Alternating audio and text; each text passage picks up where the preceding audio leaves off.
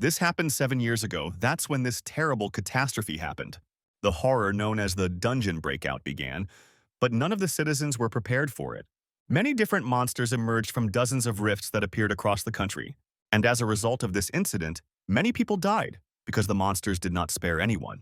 Among the dead were also his parents. That day, Michael Nodfort lost everything in an instant. Then he promised to take revenge, shedding bloody tears, which made it even more annoying. He vowed to himself to become a monster hunter, but 7 years later, nothing has changed. He was kicked out of the hunter training center, and now the guy was sitting in despair. At this time, an inspector approached him and addressed Michael, calling him a participant. The man told him not to come to the hunter training center anymore because he had nothing to do there. Of course, Michael couldn't just accept this and asked why he was being kicked out. To this, the inspector replied that he himself knew that a couple of months was enough for a normal, awakened person. This is quite enough to complete training as a hunter, but he has been here for 7 years already.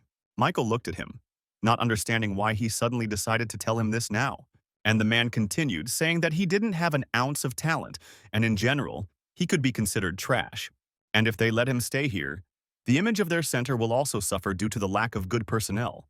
But deep down, he felt sorry for the guy because he always saw how hard he trained every morning. But, on the other hand, during these 7 years of training, his stats never improved, not to mention unlocking unique characteristics and acquiring skills. Now he sat in the memorial park, clutching a can of cold coffee in anger. Suddenly, he heard the voice of a woman asking her child if she remembered how her father died. The girl replied that she knew everything because her mother had told her about it more than once. She added that when the monsters attacked, Dad died fearlessly, saving people until the very end. Mom praised her and then asked her what to do if difficulties arise in life in the future. The little girl's answer surprised Michael because she said that you need to be brave and not give up. After that, her mother hugged her, saying that her daughter was the smartest, and she laughed happily. Michael rose from his seat and walked over to them, which slightly surprised the woman and child. They wanted to ask who he was, but the guy only bowed and the next moment ran away. He didn't want to talk to them so as not to tell them about his life because he felt like a worthless person. But he was also grateful to them for the words they said. He agreed with them. But he didn't live up to them yet. And after 7 years, he couldn't just give up. With this thought, he ran to the place from which he had been kicked out today, wanting to get a second chance. It started raining in the evening, but that didn't stop the guy. He came to the right place and knocked. The inspector did not open the door right away because it was late and he was not expecting guests, so he was surprised to see him. But soon his face frowned and he told the guy to leave here because he told him everything today. Then Michael asked him to help him pass the hunter exam for the last time. He explained that he couldn't just give up, and it even seemed to him that the curator thought about his words. However, this turned out to be a false judgment. The man's name was David, and he was very angry at his request. Michael had never seen him like that before, so he was a little surprised, and he continued. He asked if the guy had come here to get his money back, but Michael said no. He shouted that for him it was not about money, because he did not come for that, but for the opportunity. But David apparently thought otherwise. He hit him and sent him away, telling the guy not to dare come here.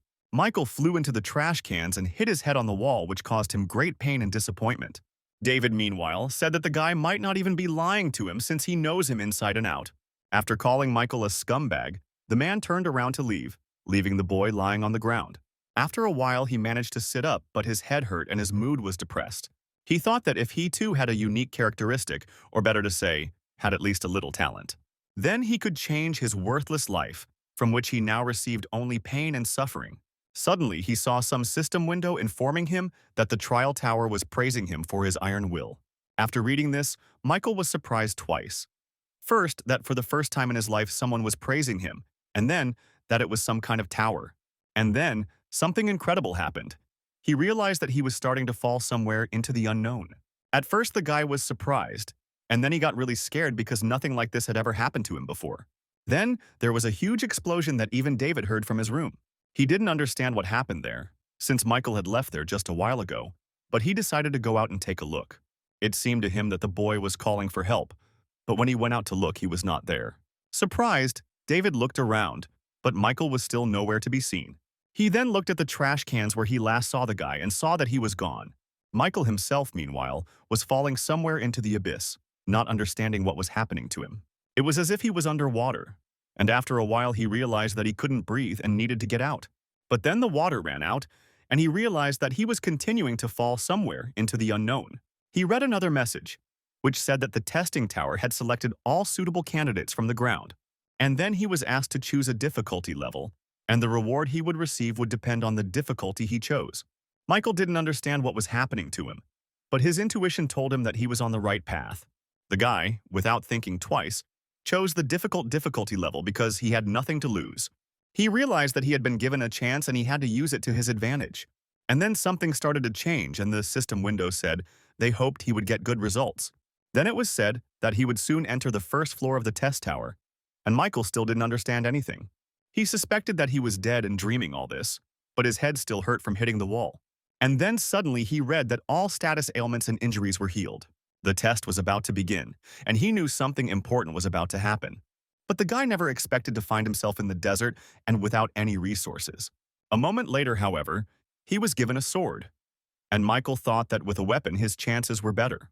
Apparently, it was some kind of survival, although he didn't fully understand why it was all there. But soon his thoughts were confirmed by the system, saying that the reward for this test was the discovery of a unique characteristic. Seeing this, Michael froze in surprise because this had been his dream for many years, as far back as he could remember. The guy thought that he would finally learn what he had been working hard on for the last 7 years of his life. After all, this unique characteristic allowed him to easily become a hunter, as he wanted. It was so incredible that it even seemed crazy. And Michael even thought that he had gone crazy. But he soon realized that his mind was not clouded, and the first thing he decided to do was take his new weapon. But as he approached the sword, the sand beneath his feet suddenly began to stir and move. Michael began to run away from him, and he rose higher and higher, forming a huge hump of sand. The guy read in the system window that a training test was about to begin. His difficulty level, which he had chosen, was displayed there, and Michael realized that this was not a good thing. A huge sand golem suddenly appeared in front of him, looking just at the guy, and he froze in horror. For him, this was something incredible, because in his life he had never defeated a single monster. And then the status window announced that he had to survive for 10 minutes, and then the task would be completed. Michael was not happy with this prospect. He began to run away as fast as he could to avoid being hit by the golem. He was also surprised that the punishment for failing this test was death in the real world. He ran away from the monster in the hope that it would not pursue him. But of course it did not. Michael himself began to doubt whether he could escape from him in this way, because it was exhausting. Moreover, the golem turned out to be much faster than he thought, and this only made his survival more difficult. First of all, because of the sand and his stamina, it was impossible to run for 10 minutes. And it was also worth doing this without rest, because at any moment he could be overtaken by death at the hands of the golem. The system had given him the sword and told him to survive, so he had little choice, and Michael knew it. He would either die trying to escape or he would die fighting. He preferred the second option. So the guy stopped and quickly thought about how he could defeat this creature, since it was made entirely of sand. Suddenly, the faces of all those who had laughed at him all these years and mocked him flashed before his eyes. Michael remembered how many times he had been called a loser and shouted that he was fed up with it. He didn't want to die a miserable death trying to just run away, even if it seemed safer. But he will never become a hunter and will never avenge his parents, who died as a result of that disaster. Of course, he wasn't going to agree to this. The guy decided to fight to the end, even if he lost. When it came to theory, he could confidently say that he knew more than many hunters. So he knew that running away was a bad idea, because the golems would only stop moving in one case. If their core is destroyed, however, it is usually located in hard-to-reach places. And if so, then he must first find the location of the core and then destroy it. Michael ran up. He knew that the core was usually located near the heart in humans, but sometimes it could also be the hand. All that was needed was to detect a faint red glow, as if from the heart. Michael decided to give it a try. He pushed off from the sandhill, intending to hit the golem with his sword. It turned out to be more difficult to do than he imagined, but Michael did not give up. He managed to reach the top of the hill just as the sand began to pour out. This played into his hands because, with his movements at the foot of the hill, he caused a small sand avalanche. Thanks to her, the golem lost its balance, and Michael was able to approach it on a sand wave. He thought he could only do it if he timed it right, so he waited a bit. And then he pushed off and jumped. A moment later, he was already on the body of the falling golem and saw its core. Michael stood up happily and walked towards him, swinging his arm to strike and keeping his balance. And then he hit it with all his strength, and the blade went straight into the core, but for some reason not all the way. It turned out to be harder than Michael thought, so only a crack remained on it from his blow. Michael froze in surprise because he hoped to end everything with one attack, but it was not enough. He realized with horror that he would need one more blow to break it completely. But the guy couldn't do it because the golem suddenly screamed in pain and started waving its arms. Michael realized in horror that the golem was about to tear him to pieces, and this thought made him nervous. He decided that he would have time to hit again, because that should be enough, but the golem's hand was already near his body. The monster grabbed him and squeezed him tightly. If it had been a stone golem, there would have been nothing left of the guy. Michael screamed furiously in pain. No matter what you say, sand in large quantities squeezes worse than a boa constrictor. For a moment, instead of the golem, he saw the faces of all those who laughed at him, mocked him, especially now. Then the guy decided that this could not go on any longer, and he would either die in battle or win. Michael gripped his sword tighter and shouted at them all to shut up, and suddenly rage gave him strength.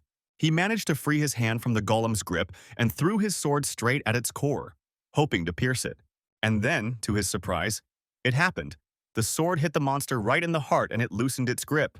After that, he screamed loudly and began to crumble, since he was made of sand. The system window displayed a message that the guy had successfully destroyed the sand golem's core in 3 minutes.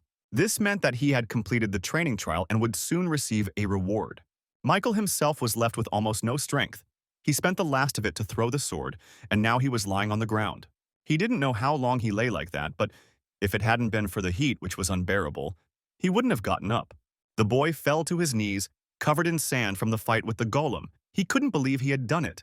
He was spitting blood and breathing heavily, but he was alive, and this thought warmed him, giving him new strength. Of course it was dangerous, and at any moment he could say goodbye to his life, but he still succeeded. Michael stood up and was very glad that he survived, and the system window congratulated him on passing the first floor. As a reward for clearing it, he received a unique characteristic and 1,000 points. He also received the quick recovery skill as an additional reward and another 500 points. Michael looked at all this with wide eyes. He still did not understand what all these glasses meant. However, if this was true, then the most important thing for him was that he was receiving a unique characteristic. He put in so much effort over the past 7 years and all he got in return was scorn and ridicule.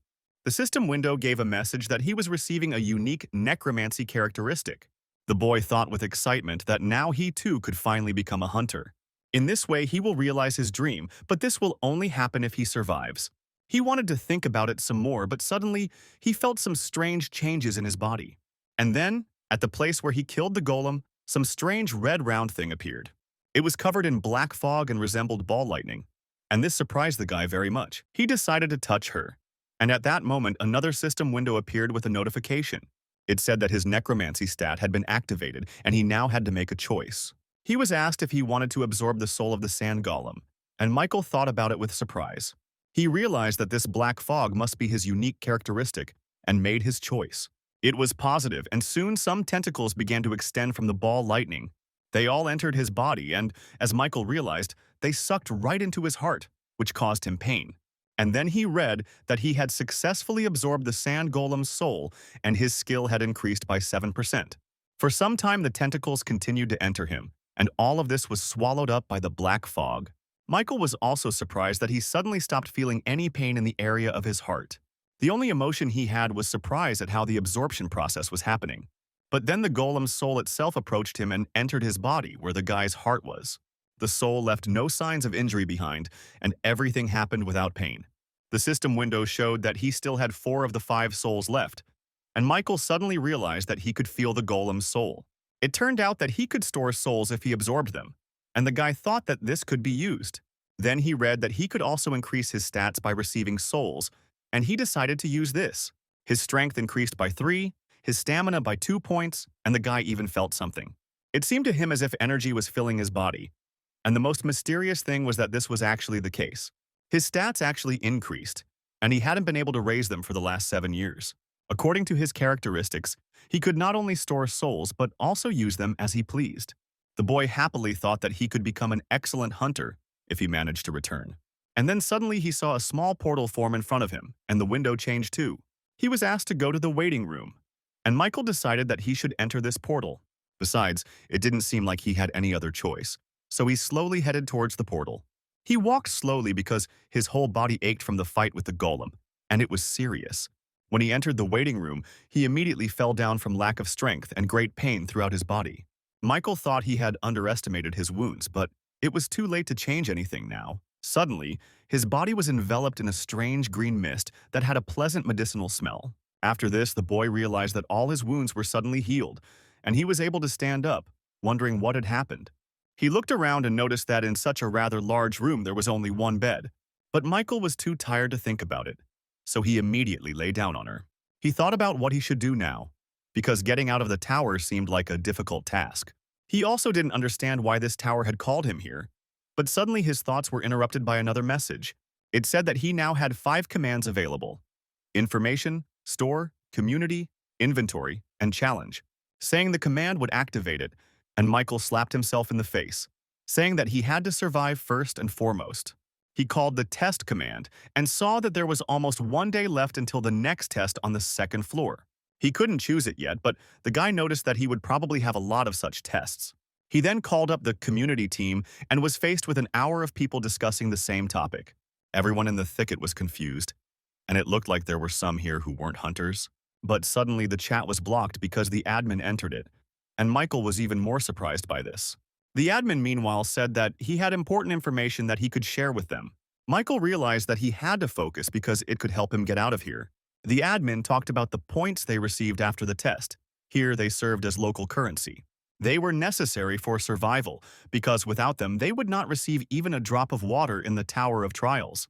Michael thought that since points were only earned through challenges, he should do everything to have enough. After all, without them he won't be able to survive. The admin said that that was all for him and left the chat. Michael realized that at first he had hoped to become a hunter simply after returning home. But it seems like he's stuck in this trial tower now and has to play by its rules. His gaze fell on the sword, but he knew that he could do little with just a sword. Then he called the shop command, and after some time he was successfully training with the acquired shield. It seemed to Michael that all the hunters had lost all their stats when they entered the tower, but they had an advantage. After all, they should be able to more easily master the skills they had previously mastered. And this was important to Michael. After all, he was at different levels than them, so he had to train to catch up with the others. After a couple of minutes of exhausting training, he fell to the floor, exhausted, breathing heavily from fatigue. He thought about taking a break, but suddenly he felt his strength returning. Thanks to the healing effect of the waiting room, he realized that he could train without any problems. But soon the guy felt a new problem. It was hunger, which was ruining all his training. Of course, he couldn't just leave it like that, so he called the inventory command. There he saw the items he had already purchased, on which he had spent almost all of his points, of which he had only 40 left. If it weren't for the additional reward, he wouldn't even be able to dream of a shield. But now he needed to satisfy his hunger. Time flew by unnoticed, and there were already 17 minutes and the same number of seconds left before the second floor test. Michael noticed that even the restless chat had quieted down, as it was almost time for the next test. For a moment he wondered if he could survive again, because this time everything would be even more difficult. However, the guy quickly dismissed this thought, telling himself that he would definitely survive this time too. Meanwhile, there were only 10 seconds left before the test, and apparently every participant was on edge. And then the waiting time was over, and everyone heard a deafening sound in their waiting rooms. A final message from the system appeared, asking if they were ready for the test. Michael responded positively, and soon a new portal appeared that he had to enter, and the guy did so. The guy was surprised to notice that this time the location was a forest, and on the one hand it made everything easier. Then he read that the purpose of this test was murder. He had to kill the leader of the orc tribe. Most likely he had such tasks because he chose the hard difficulty. But killing the chieftain of the orc tribe was nothing compared to the sand golem, and that made him nervous. Michael couldn't believe that he would have to sneak into a camp infested with monsters and kill their boss. He stood on the mountain and managed to count at least 20 orcs who had not yet noticed him. The guy decided that it would be harder to survive this time, but that didn't mean he was giving up. As you know, orcs are not particularly developed creatures. They kept to small camps and had their own boss. All the monsters obeyed him, but at their core, each one was just a dumb creature with honed skills. Michael knew he could defeat the chieftain without even engaging in a fight with the rest of the orcs, but it would be difficult. The guy also knew that usually in the dungeons, if there is a sentry in the orc tribe, one should also expect a hunter. However, Michael was not sure that he could defeat even one hunter, because they were stronger than the others. The problem was that there were too many orcs, so hunters usually had to form a group. He couldn't do it alone, and Michael knew what he had to do, but the idea seemed ridiculous to him. He decided to take a step back for now and come up with a plan, because he was impeccable in one thing, and that was his mental skills. After a while, he realized with a smile on his face that he had come up with a way to pass this test. After some time, he had already collected the required amount of materials needed for his plan. Now there was only one thing left to do, to move on to its implementation. Michael constructed some kind of torch, and then he called the inventory command and sent his new product there. The system window with his inventory showed that he had a new item, and Michael smiled contentedly. This meant that his theory had worked, and now he could move on to the next point of his plan. Although orcs look like lazy pigs, they are actually quite a diligent race. They stay in small groups, which allows them to quickly respond to any danger. Hunters always leave for hunting in the morning and return by sunset, so he still has plenty of time. The biggest obstacle in this mission was breaking through the numerical superiority, so he had to use something that would make all the orcs scatter and open the way for him to reach the chieftain. Michael knew that, according to the Hunters Association, the orc sentry was not always on guard. They usually return to the village to eat or rest for a while. Therefore, he must use this time to perform a deceptive maneuver for his plan to work. Michael threw the torch into the bushes and hurried to the pond, which was located near the village. After some time, when the fire spread, the orcs also noticed it. And the boy knew that if the flames completely engulfed the village, he would not have to worry about meeting the hunters. After all, they would be returning from hunting, but first, he had to kill at least 2 orc workers. As expected, several of them ran to the pond to get water and put out the flames. That's where he was waiting for them, and when one orc filled a bucket with water, the guy went behind him. The next moment, his blade pierced the orc's neck and he dropped the bucket from his hands and fell to the ground. Michael, meanwhile, activated his unique necromancy ability. The system window asked if he wanted to absorb the orc's soul, and the guy answered positively. When he did this, his skill increased to 9% and he felt another soul inside him. However, immediately after that, he heard someone approaching him from behind. It turned out to be an orc guard. Michael managed to react to his attack in time and put his shield under the blow, protecting his head. This orc was stronger than the others, and the guy barely managed to hold back his onslaught, but he did not give up. Then, an unexpected solution came to him. He realized that he could add strength to himself if he lacked it. Why did Michael use the absorbed soul of LRK to improve his stats? As a result, his strength increased by 4 and his agility by 2 points, allowing him to repel the sentry's attack.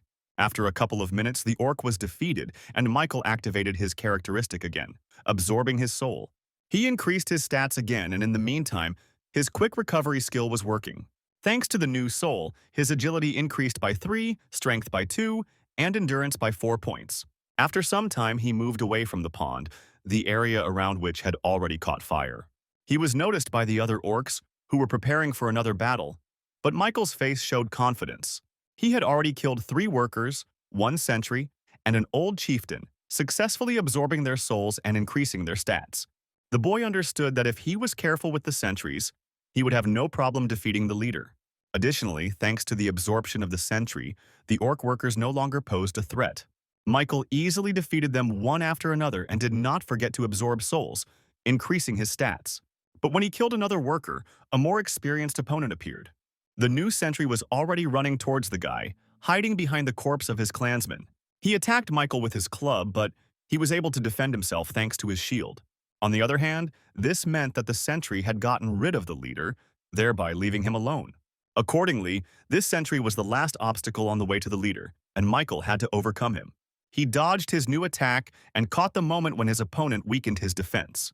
The boy then charged at the orc guard, ducking under the blow he was hoping to use to get him. He pierced the monster's stomach, causing it to die, while Michael successfully absorbed the soul of the last sentry. The guy used it to increase his stats, but at that moment the chieftain brought his staff cane, which turned out to be magical. And then he attacked him with his... Michael didn't even know how to react to the charge from the pillar of fire that fell right on the guy, as he froze in place from fear. But at the last moment he managed to put up a shield, with which he managed to defend himself from the leader. He looked surprised because not everyone could survive his fire attack, but this guy could. Seeing that the enemy was still standing on his feet, the leader screamed in a strange, broken voice. Meanwhile, Michael read in the next system window that he had a new skill, fire resistance. He also received a new achievement, the one who passed through fire and prepared to finish off the orc leader. He looked him straight in the eyes, And the leader did not take his eyes off the guy. He was interested in who he was. And then he pointed his staff at Michael again, intending to finish him off with another attack. But this time, the guy was faster. In the blink of an eye, he approached the leader and swung his sword. The blow passed near his head and cut through his mask. And the orc closed his eyes in surprise and fear. He realized that he could not cope with this opponent because he was much better than him. So the orc couldn't think of anything better to do than run away. He rushed into the tent in the hope of getting away. But Michael is not going to let him go so easily because all he has to do is kill the leader and he will receive a reward. The guy followed the monster into the tent, expecting that he might still pull some kind of trick. He cut open the entrance to the tent and prepared for a surprise attack, but it did not come. Instead, the guy saw a slightly strange sight, which was definitely not to be expected. The orc chieftain sat in the center of the tent, clutching two small orcs to himself, all of them looking scared. Then another baby orc approached Michael's leg and began to tug at his leg with tears in his eyes. The guy thought that even these monsters have loved ones, and for some reason he even felt sorry to kill them. He remembers his own parents who also protected him on the day of the disaster. They did it so that he could survive. But while the guy was thinking about it, the little orc reached for his weapon. He took out a small knife and aimed it at his leg, hoping that his opponent had let his guard down. But Michael was on edge. He couldn't let himself die, so he hit the baby first. Even though the blow was delivered with the hilt of a sword, it was enough to crush the small skull. Seeing this, the chief rushed at the enemy, wanting to avenge his child, but Michael pierced him too. For a moment he hesitated, but then he remembered that he had to kill monsters. It was the least he could do. When he found himself back in the waiting room, Michael considered purchasing a new shield. He also drew attention to the chat, from which it could be concluded that half of the contenders did not survive. And then he suddenly froze in surprise when he saw one participant write that he had used his question. He did this to find out how to return to Earth, and Michael realized that such a way existed. After a while, he figured out that they could ask questions in the information command. In the community chat, players came to the decision that they should all share any information with each other. Once they reach level 5, they will be able to purchase temporary return stones to Earth, but only for a couple of days. And starting from the 8th level, they will have access to new items, one of which will allow them to return to Earth forever. Michael looked at his stats again. His necromancy had already reached 65% mastery. The boy thought that he would be invincible if he had such powers on Earth, so he wanted to return as soon as possible. But for now, he was only at level 2, and 8 was still so far away, so he decided to look for something positive. He found it in the fact that his stats were at rock bottom, but now they are approaching 20 points. To begin with, Michael decided to absorb the 5 souls he had captured, considering that he almost died in the process. After that, almost all of his stats were close to 30 points, and only magic was at 13. Michael noticed that with each improvement he felt more and more powerful, and he liked it. He suddenly started running around the room and climbing the walls without falling. Like a spider, these were not human abilities. The boy realized that he had finally overcome human limits and felt incredible strength. He jumped from the ceiling he was standing on and miscalculated the speed with which he rushed towards the next wall. As a result, he crashed into her, leaving a dent. It was quite painful, but the healing effect worked. Michael thought that he had leveled up so quickly, which is why his body most likely had not yet gotten used to the new strength. He then opened a shop and purchased a dead tree shield which cost him 2,100 points. This shield was created by a black mage from the wood of a huge dead tree. It activated a buff when losing health. As a reward for the trial, he received a black steel dagger, which improved his stats, and also the killer's cloak, which allowed him to remain more undetected and move faster. When everything was ready, Michael exhaled. All that was left was to get used to the new items and stats. He had to do this before the next test, but that was not all. The guy wanted to become stronger than anyone could dream of, so he continued training. After a few more days, which flew by very quickly, he entered the 3rd floor of the test tower. The theme of this test was a duel, and the system once again reminded him that he had chosen the hard difficulty. Michael looked around. Apparently he was in some kind of cave where, as he thought, the duel would take place. Then suddenly a new message appeared, saying that in 10 seconds a guardian of darkness would appear. The guy realized that he would be his opponent, so he got ready, not knowing where he would attack from. As expected, the enemy acted unexpectedly. He went behind Michael, and he didn't even notice. At the last moment, the boy felt something scatter in the air near his head, and he realized that he was under attack. He barely managed to turn around and cover himself with a shield, but the attack still slightly hurt him. The Guardian of Darkness looked quite terrifying. He was also strong, and this forced one to act more carefully. When Michael saw it, he realized that it was a Doppelhalner, which he had read about in Hunter's reports, so he knew that physical attacks worked best against them. And with that thought in mind, he kicked him. The monster flew away a decent distance but quickly got back on his feet and they looked at each other. Doppelhalner smiled evilly. He was clearly confident of his victory because not everyone could defeat him alone. But Michael was not going to lose. He had to win at any cost in order to survive and move on. The injury he received quickly healed thanks to his quick recovery skill.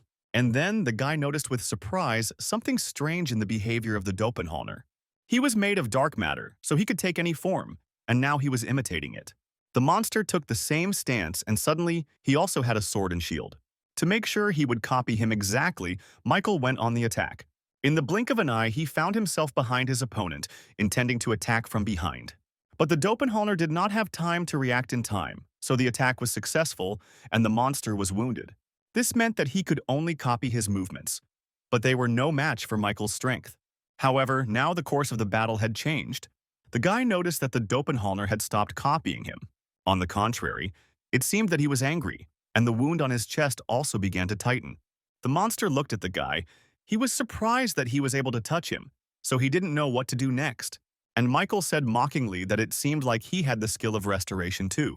Doppelhalner did not answer him and again rushed into the attack. Now he was going to repeat the new maneuver. It was the same attack that Michael had used on him, so the monster copied it. However, the guy knew that he would act like that, so he easily anticipated his movements. When the monster swung his sword, he dodged and then kicked him. He already knew how to defeat him. After all, he had an advantage. He knew how to counter his own techniques. The initiative was clearly on the guy's side. He was pushing the Doppelhalner towards the wall in order to finish him off there. During this time, his fencing skills had improved significantly, and he thought that his training had not been in vain. But suddenly, when he was about to knock out his opponent, the guy saw a sword right in front of his eyes. He was able to quickly regroup and block the attack, but the monster was also able to retreat. Michael froze in surprise, not understanding what just happened, because he did not use this move. And then the Doppelhalner took the initiative into his own hands and began to push Michael against the wall. It was no coincidence, as they had only been fighting for a short time, but the monster had already evolved. It was now harder to block his attacks, even though he still copied all of his movements. Michael then activated his assassin's cloak skill, and his movement speed increased by 15%. This also meant that he had to finish everything in less than a minute. After all, it was only for that long that the effect of the cloak lasted that Michael rushed to attack the enemy. He also seemed to notice that the guy had become faster. But for now, the monster decided not to retreat. Michael, meanwhile, was already opposite him and swung for another attack, which was a feint. So when the Doppelhalner swung his sword to deflect it, Michael kicked him. The monster was not ready for this, but it was not the end. The guy was already preparing to finish him off. Then came a sharp lunge that pierced the doppelganger. But the guy did not foresee the consequences of this. He thought he had succeeded and decided to kill the monster completely as soon as it fell to the ground. So far, the Doppelhalner had only screamed loudly from the injury he had received, but then something strange happened. For some reason, Michael's hand was also cut off, and he was unable to even scream from the immense shock and horror. He expected this, although everything indicated that it must be somehow connected with the monster's copying ability. Then Michael also screamed. The pain was incredibly strong and made it difficult to concentrate. But the guy understood that this was not the end, because if he won, he would certainly get his hand back. Besides, the Doppelhalner hasn't moved yet either, which means that he does have the recovery skill. But it looks like he needs time to recover from this kind of attack. So this was his chance to win.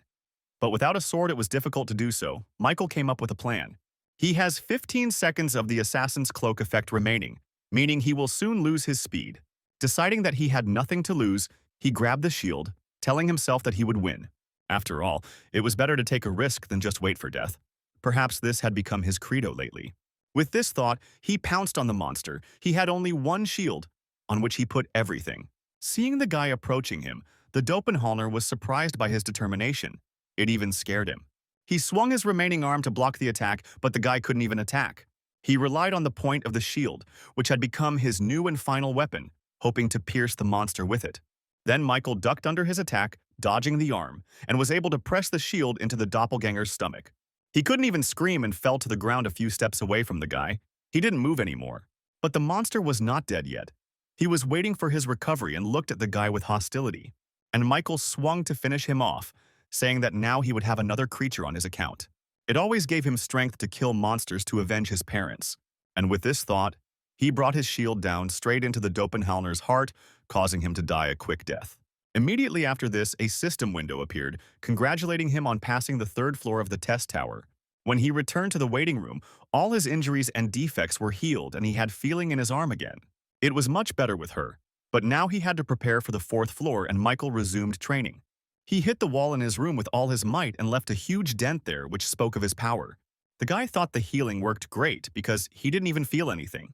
He had the soul of a doppelganger, which he absorbed after defeating the monster. The consistency of his soul, however, was so dense that it could not be compared with others. Michael was surprised that the souls of all the monsters were different depending on their strength and abilities. He was also pleased that his mastery of the characteristics of necromancy had reached perfection.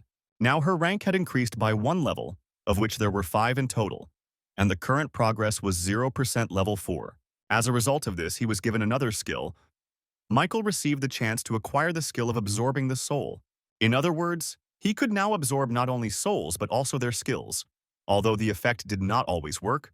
Just like he was able to get accelerated regeneration only after being on the verge of death a couple of times. Skills could never be acquired simply by snapping a finger, and he understood that well now. Michael called the community team and entered it. There were now 880 members out of 1508. This was already his third time back in the waiting room, so he felt like he was at home.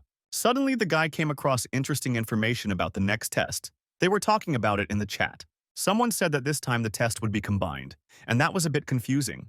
One guy named Kim said that he might be exaggerating, but he found out that the theme of the challenge would be competition. And since they are talking about a competition between hunters, this could very well even mean murder. When Michael read this, sweat broke out on his forehead. The guy realized that the guys in the community were serious. It turned out that in the next test, each of them had the chance to kill a person. After some time, the system window notified everyone about the start of the fourth floor test. The condition for its successful completion is to defeat the Goblin King within the allotted time. The failure condition was the destruction of all candidates selected for the team or the expiration of time. The penalty for failure was death, but Michael already knew that the main thing in this matter was to remain calm. When he entered the portal, it sent him to a new location and he saw his team for this test.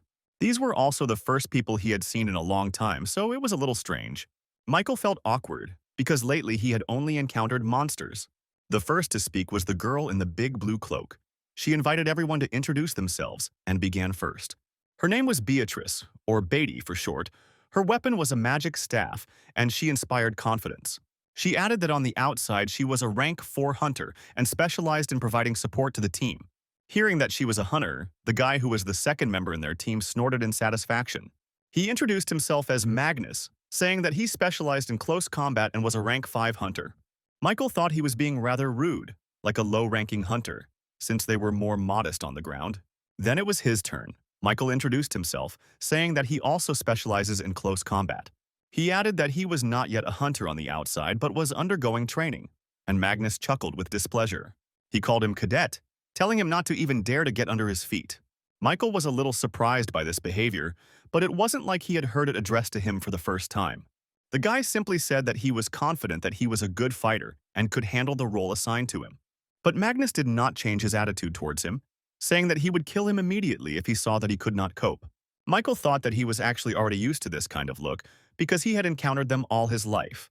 For a moment he forgot about this nightmare, but finding himself again among people, everything surfaced again. Looking at Magnus, he thought that he was getting on his nerves and he could confidently say that he had enough strength to make him shut up. After all, in the Tower of Trials, everything is decided by skills, and he had them very well developed. Meanwhile, 2 more system windows appeared, reminding us of the rules and theme of this test. Then the main gates of the Citadel opened, where all participants had to enter from different sides. And as soon as this happened, small goblins with axes and other weapons immediately came towards them. They intended to surround their squad and pounced on the first one standing, which turned out to be Magnus. The boy was surprised that goblins could fight in such a battle formation, and turned to Michael. He shouted why he wasn't fighting, but the guy had his own tactics for fighting. Besides, Magnus didn't even look in his direction, and yet he had already managed to kill 2 goblins. While Magnus held off the rest of the goblins, Betty finished preparing for the spell. She needed a little time to finish everything, but Michael noticed that Mashnus needed help now. He told the surprised girl that he would leave her for a while, and after these words he rushed to his friend. Thanks to his cloak, his speed was incredible, so he was next to him in an instant. But Betty screamed that if he left like that, then who would cover her from behind? But the girl didn't finish because no more sounds could be heard from behind. She turned around and saw that all the goblins that came from behind were killed. The girl couldn't believe her eyes.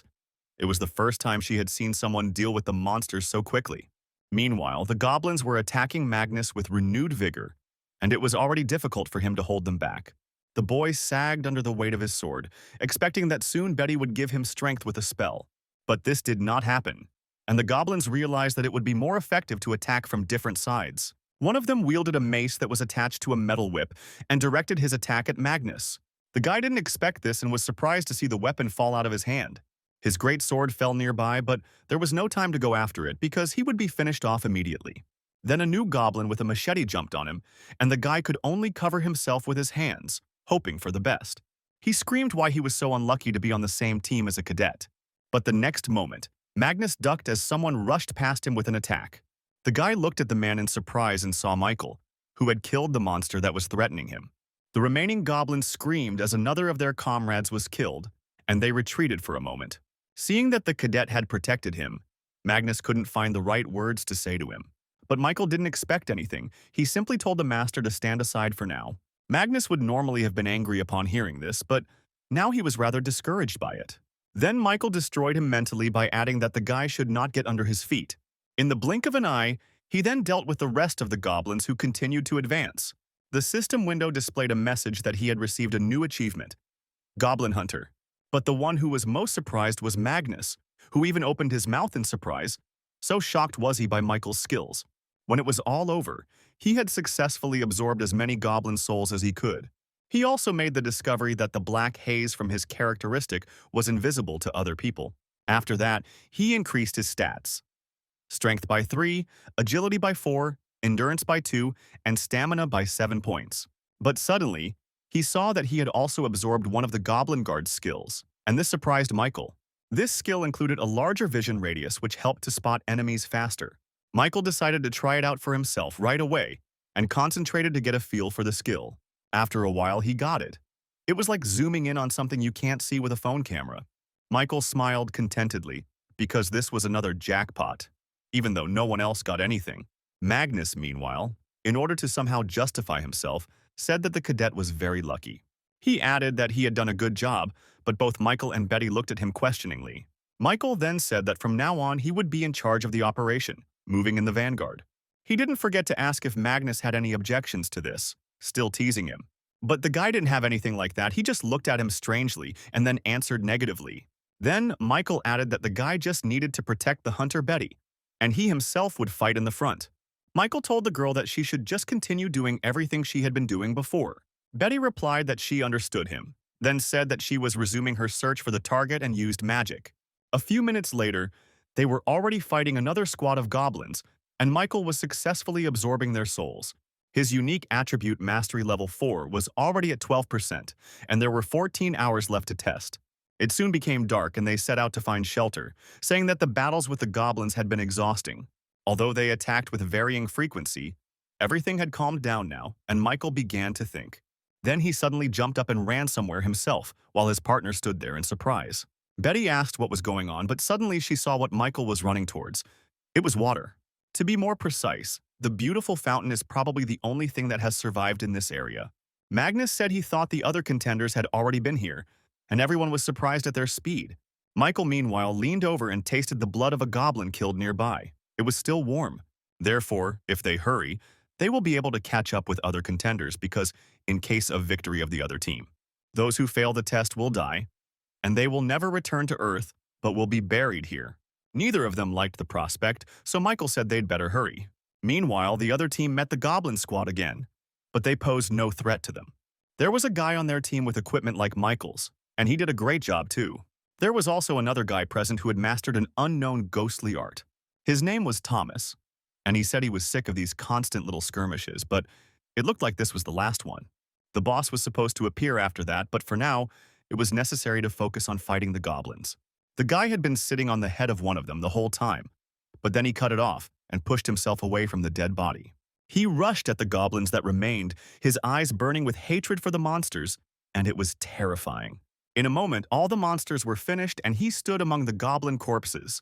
His comrades praised him, saying that he had done a good job and done an excellent job. But Thomas replied that he was tired of this ugly hunt because he had to do everything alone. He then turned to one of the guys, whose name was James, asking if he liked skimming off all the cream. He didn't quite understand what he was asking, so Thomas irritably ordered to simply open the boss's room. They already wanted to finish everything as quickly as possible and rest in their rooms. James went to open the door as he was ordered, but the boy didn't like being ordered around like that. When he opened the door, the system window notified everyone that all members of the Challenger team had entered the spire. This was the home of the Goblin King, but the battle with him would not begin until one of the two teams remained. It was also reported that at this point it will be impossible to escape from the current location. As if to confirm this, a huge red barrier formed across its entire territory. Thomas looked at him with disdain, asking why this had suddenly happened and what these two teams were. But then he understood everything himself when he saw that there really were 3 new people standing on the other side. Michael's team arrived just in time, and now the boy was looking at those they were about to fight. Thomas grimaced in displeasure, saying that he had hoped to end everything quickly. But Michael suddenly said that he would fight alone, which greatly surprised his team. Secondly, he asked Betty to provide him with a buff that increased agility. Everything else she could supply to Magnus. To this, the girl replied that she had the chance to see with her own eyes how strong he was. However, perhaps people would be more terrible than all these monsters put together, and that was true. Michael said he heard her, adding that he would signal if he thought he was in danger. Until then, he counted on their support, and with these words the guy rushed into battle. His agility was increased by 2 points, and this effect lasted for 10 minutes thanks to Betty's spell. Michael himself has already become convinced that he has surpassed the skill level of the average hunter. Besides that, he had just killed over 30 goblins. The guy noticed the other team getting ready. Finally, Michael thought that his current self was strong enough to handle this challenge. With this thought, he rushed to attack 3 people at once, which surprised and alerted them a little. Thomas didn't understand where he came from, but he saw that the guy looked quite confident. He ordered James to use his shield at full power and to do so immediately. The guy with curly hair began to carry out the order, activating the defense. Apparently, he had a magic shield. That was true, and Michael realized it too when he saw the boys covered in a magical dome. However, it couldn't be called a strong barrier, so he prepared to break it. He pushed off the ground and hit it with all his might, causing it to split into many cracks. A moment later, the protection disappeared completely, and James, who was controlling it, fell to the ground. Meanwhile, Michael was already almost close to Thomas, and he realized that this opponent was quite strong. Michael attacked their team, and the guys didn't have time to react in time. He even wounded some of them. Betty and Magnus watched all this with surprise, clearly not expecting to see such skill. And Michael continued. He was already rushing towards Thomas, who, as he realized, was the leader of their team. The guy also realized that now the main battle would be his, so he prepared for it. Their blades met, but to everyone's surprise, Michael was pushing the guy, who was only defending himself. It was also strange that Michael's skills were inferior to Thomas's, but he easily blocked all of his attacks. The guy decided that, in that case, he should act more decisively. However, when he was about to perform some maneuver, Michael suddenly appeared behind him. Then came a pretty strong attack, which should have been decisive for the guy. But when Michael thought he had won, Thomas suddenly blocked his sword, bending his body strangely. He did it almost in a jump, which greatly surprised Michael, because he did not expect such reflexes from his opponent. Thomas, meanwhile, began to get angry that he could not seize the initiative in the fight, so he began to act. Michael noticed that the boy had unusual eyes, thanks to which he could see the trace of the blade aimed at him. Thomas jumped to the side, choosing the right moment to counterattack, but Michael was not going to retreat. Suddenly, Thomas saw the shield that served as Michael's protection flying towards him. As it turned out, this was done intentionally, because this way the guy had a limited field of vision. And Michael was already running towards him with another attack, hiding behind the shield from below in order to hit the enemy this time. The next moment, he pierced him with his blade, and Thomas could not see it because of the shield. He spat out blood, amazed that there was someone who could defeat him and even seriously injure him. Meanwhile, Michael's system window announced that he had received an additional reward after the test. Thomas was dead. The attack had hit vital organs, so the guy couldn't survive, but those were the rules. The penalty for losing was death. and everyone knew it, even though they looked very shocked. Betty noticed that Michael was shaking for some reason, and she realized that he himself was also out of sorts because of the murder. She turned to him, asking if he was okay, to which the guy replied that he was fine. He added that the girl shouldn't worry, but his gaze was somehow distant. Betty decided that he was interrupting in shock because of the murder he had just committed. Michael then asked them if they would mind going and fighting the boss right now to finish the challenge. Betty and Magnus responded positively, saying that they were ready to do it immediately, and Michael nodded. After some time, they defeated the goblin boss, and the decisive blow was dealt, as always, by Michael. The guy plunged his sword into the monster's back where his vulnerable spot was, and he died from it. The system window displayed a message stating that the test target had been destroyed. As a reward, all stats increased by 4. And as an additional reward, Michael received a new skill. It was a rank 3 instant acceleration, and when it was all over, they safely passed through to the portal. Magnus hurried back first. He was a little afraid of Michael, but Betty lingered at the entrance to the portal. She suddenly turned to him, telling the guy not to worry about what happened today. The girl said that perhaps her words were out of place, but he just did what he had to. Someone had to kill the enemy team anyway, and if he refused, she would join the fight. This surprised Michael a little. He thanked her, saying that her words made him feel better. Then the girl clicked something in her system window, and Michael saw that he had received a message. The applicant Beatrice Carroll sent him a friend request, which surprised the guy because he didn't know that such a thing was possible here. Betty explained that they had passed the test today thanks to him, so she felt indebted. The girl added that in the future, when he returned to Earth, he should find her in the White Guild. Michael looked at her without saying a word, but he understood what the girl was trying to tell him. When she went into the portal, he realized that he had to make an important decision for himself. It was whether to absorb a human soul or not. He thought about it, looking at Thomas. Once Michael was convinced that he was capable of something like this, he put the process aside for later. He did it because he felt he was about to cross an irreversible line, but now he has made up his mind. Although he had no intention of killing people to become stronger, but in a situation where there is no right to choose. He was ready to commit murder. With this thought, Michael absorbed Thomas's soul, continuing to look for justification for himself. He thought that, in addition to his very first desire to become a hunter, new ambitions began to grow in his soul. After all, the Tower of Trials had given him a chance, and he wanted to take full advantage of it, continuing to move towards the top.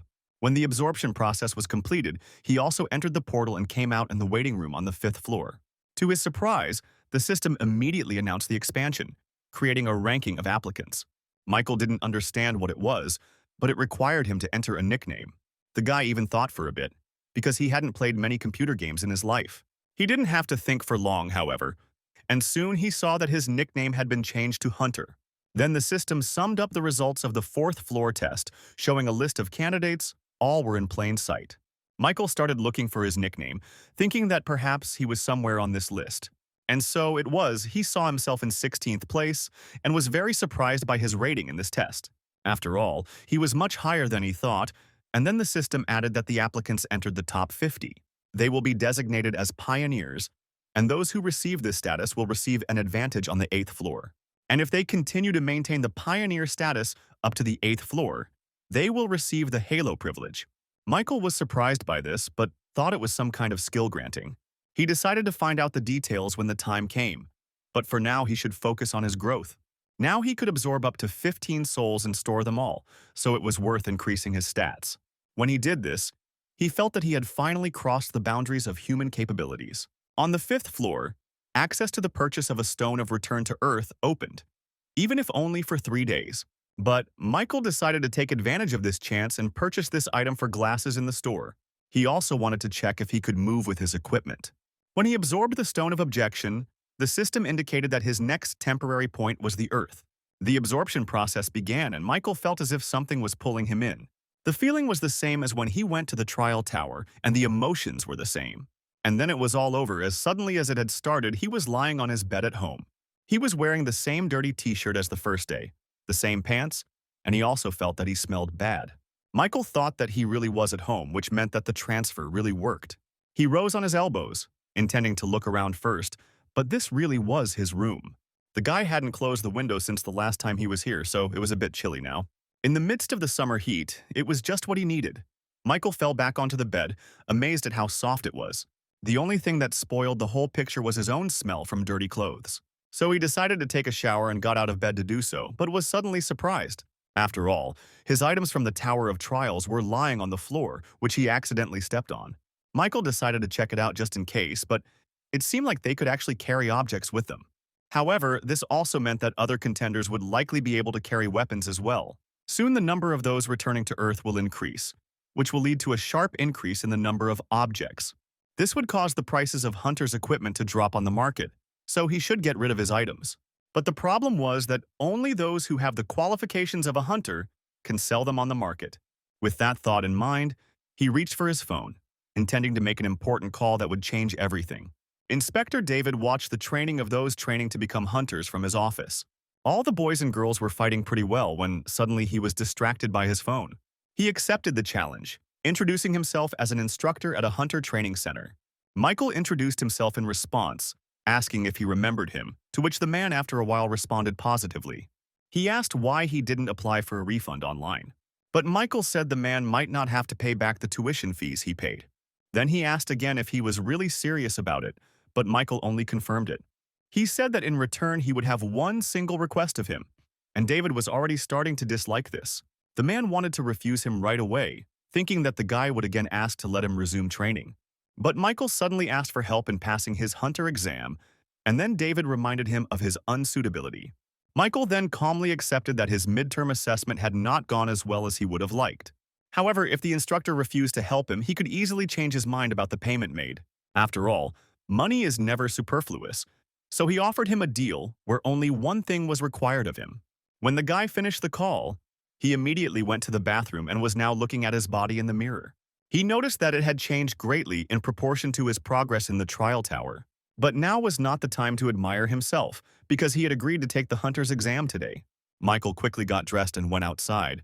The first thing he saw was his neighbor. The boy thought that he missed this everyday life because he was pleased to see even his neighbors. He decided to greet the girl, and she responded in kind, albeit without much enthusiasm.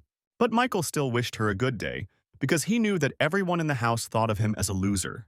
And it really had been that way until now, because today he would make them all look at him differently. A couple of minutes later, he was already hailing a taxi, raising his hand up, but no one stopped. Time was running out, and Michael realized that at this rate, he might even be late for the exam. So, without thinking twice, he decided to use his skills and made his way across the rooftops. He thought that running to his destination was also a good option, considering that it would avoid him getting stuck in traffic. At this rate, he arrived at the place even faster than if he had caught a taxi, and he liked it. The Hunters Association was a huge building, more like a skyscraper. That's where Michael headed, and when he entered, he saw that the right people were already meeting him. One of them was Instructor David, who fulfilled his request, and with it the deal. Michael greeted him again, saying that they hadn't seen each other for a long time, and the instructor agreed. A smile appeared on his face because, in fact, he couldn't hate the guy for his lack of talent. Michael, meanwhile, shared that he had been through a lot lately, and that he felt like a different person. David was a little surprised by this information, because he remembered that he said goodbye to him near the garbage bins. At this point, another man spoke up, introducing himself as the examiner who would be marking his test. The man's name was Kim, and he asked the boy if he had any questions about how the exam was going. But Michael replied that he was well aware of this, so they could immediately move on to the essence of the test. A couple of minutes later, he was already standing in a special room. He was given a sword, and the guy got ready. David approached Mr. Kim, asking if he remembered his request to expel the boy as soon as possible. The examiner replied that there was no need to worry about that and turned to Michael, telling him to choose the desired difficulty. He could choose from 1 to 10, and the boy remembered how he had always chosen the first degree before. A goblin appeared before his eyes, who defeated him every time no matter how hard he tried. But the problem was that he didn't have enough of them then, because he was very weak. The feeling when David announced that he had failed the test was so bitter that he almost cried. David advised him from the balcony to choose the easiest first level of difficulty. But Michael unexpectedly chose the 10th, which greatly surprised the instructor and examiner. The guy himself watched their reaction with satisfaction, since, probably, few people chose the most difficult level.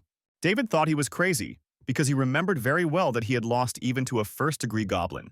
And then the exam began, the essence of which was to hunt a firebird, and Michael saw it. He also felt his movements slow down, which turned out to be a special effect.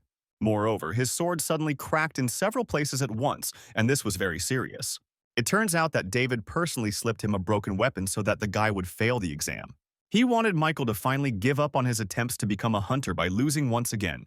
But for now, the boy stood firmly on his feet in front of the bird, which rose up to attack him. Her entire body was covered in flames, but Michael stood calmly and analyzed the monster's behavior. He realized that this was his last chance to become a hunter, so he couldn't screw it up. Among the names of those who passed the hunter's exam was his name, so David was very happy that he became a hunter. At that time, it seemed to him that he was the best, but in reality, everything turned out to be completely different. Gradually, the gap with his peers began to widen, and eventually he gave up trying to fill the gap. The man thought that the world of hunters was based on innate talent and stopped trying to change anything. People are forced to give up when they feel they have a wall in front of them that they cannot overcome.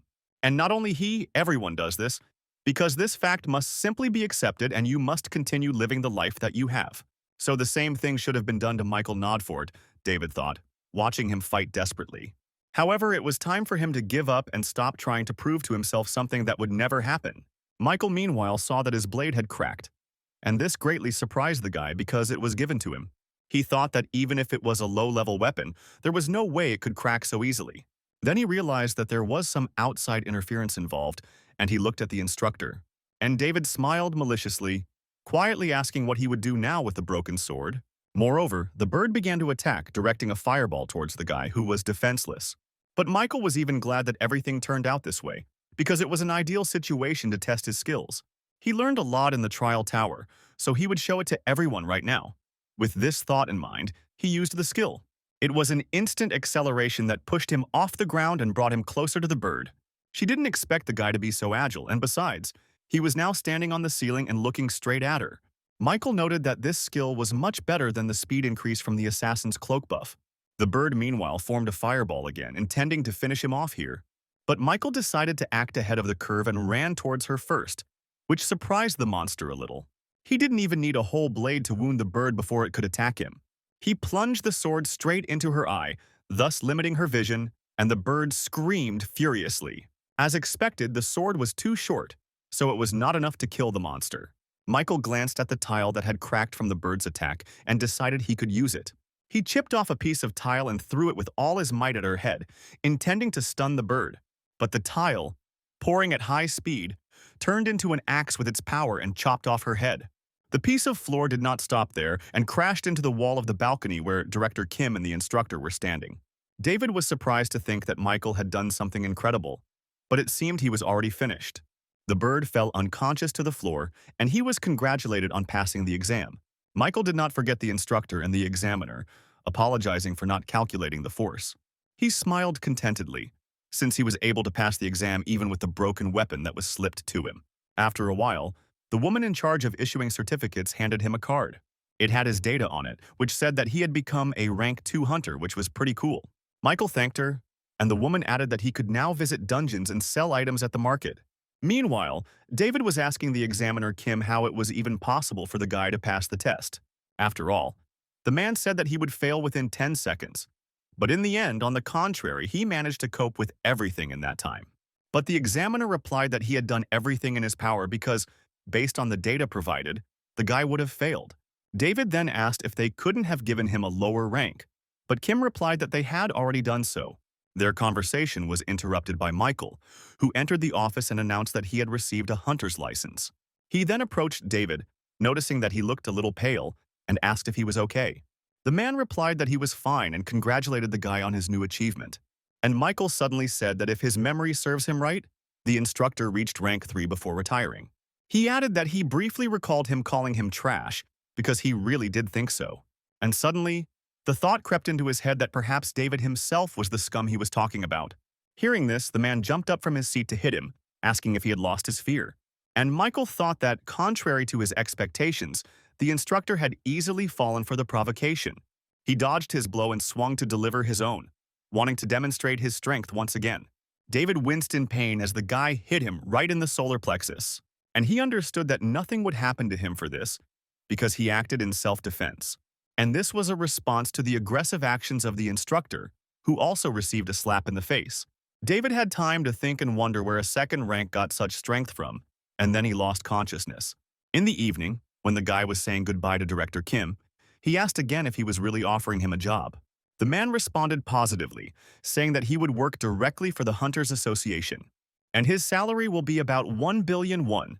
With these words, he handed him his business card. Finally, the man added that he was doing this because he could see his potential, but Michael was not interested. He said it appeared the difficulty level of the exam had been adjusted arbitrarily. Seeing that this made the director's face change, he said that he would not make a big deal out of it. However, it was not in his nature to make a deal with someone he did not trust at all. The remaining 2 days flew by, and now he was back in his room ready to leave. The news reported that recently there had been rumors among hunters about a mysterious phenomenon called the Trial Tower. Michael thought that everyone finally knew about the towers, so he was convinced that he had done the right thing. After all, he was able to get rid of the equipment at a very good price, so these 3 days were very productive. But his time on Earth was coming to an end, and soon he saw a familiar system window. It began a countdown, after which he would be sent back to the trial tower. Michael even wanted this a little, because he would be able to progress again and become even stronger.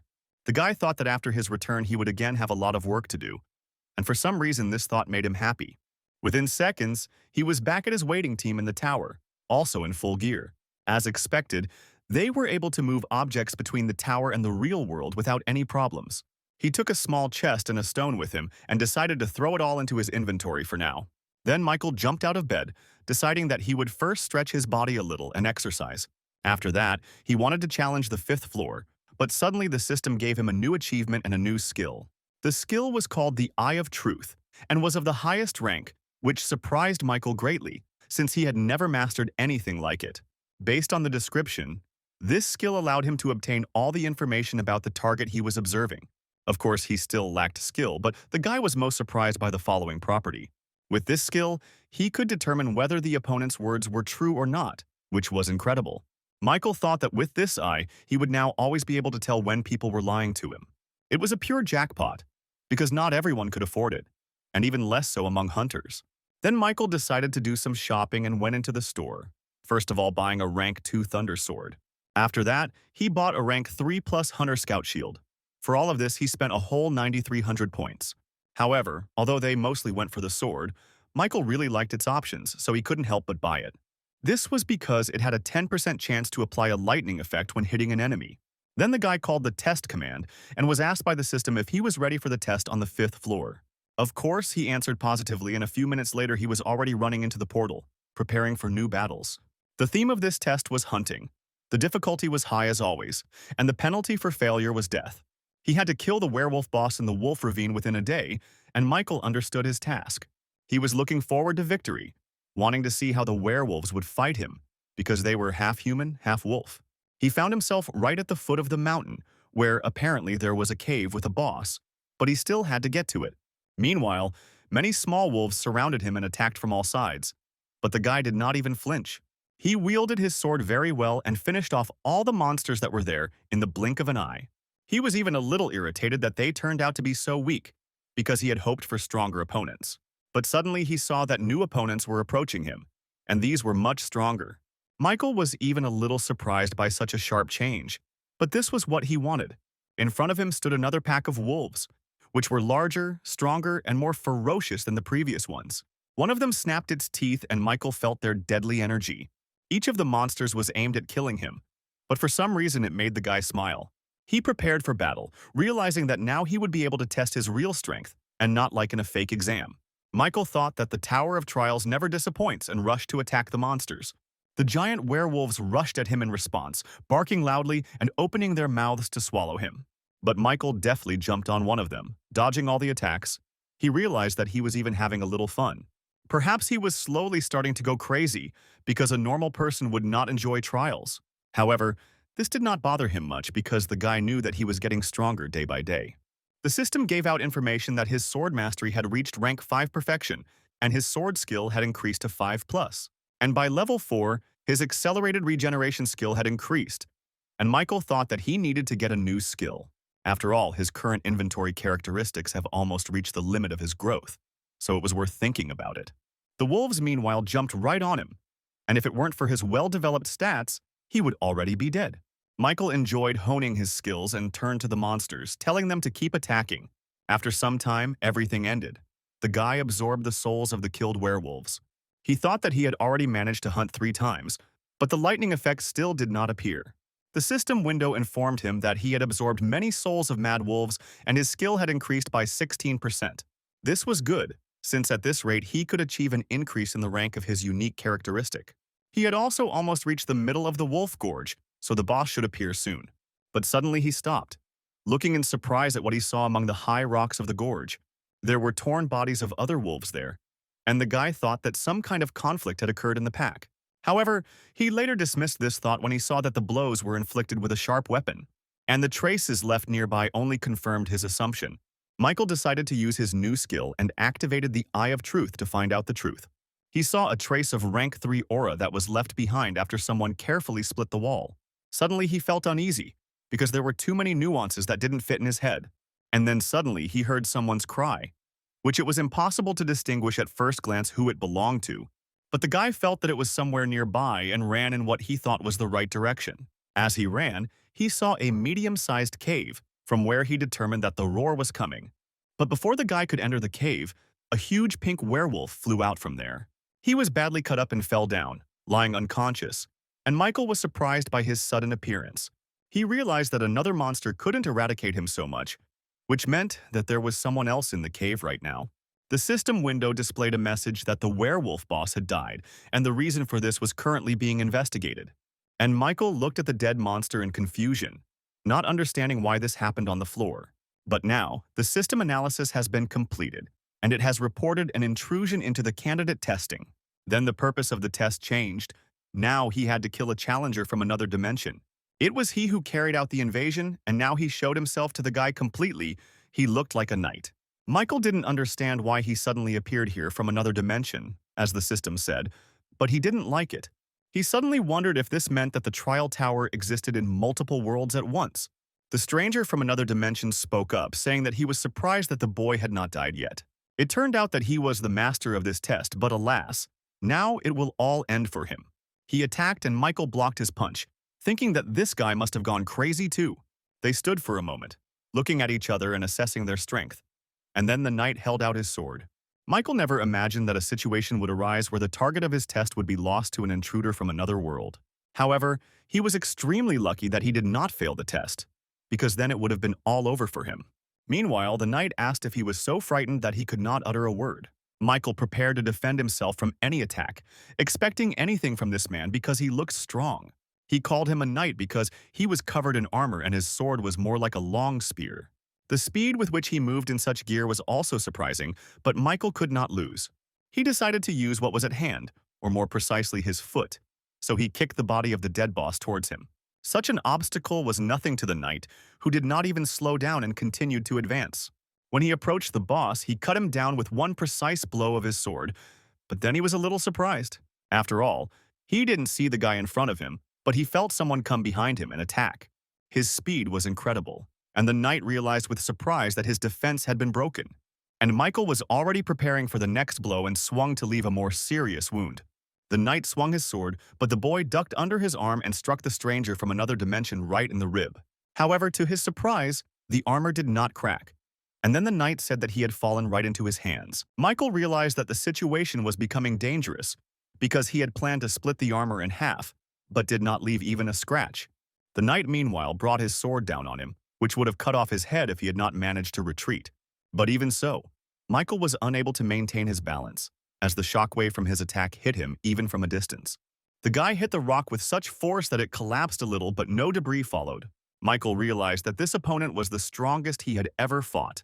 His shield was shattered and his sword was damaged, and his whole body was also aching from the heavy blow to the rock. And the knight was a little surprised that the guy was able to block his aura because he hoped to finish him off quickly. Michael screamed that the system had recognized him as an intruder, but he had never heard of anything like this.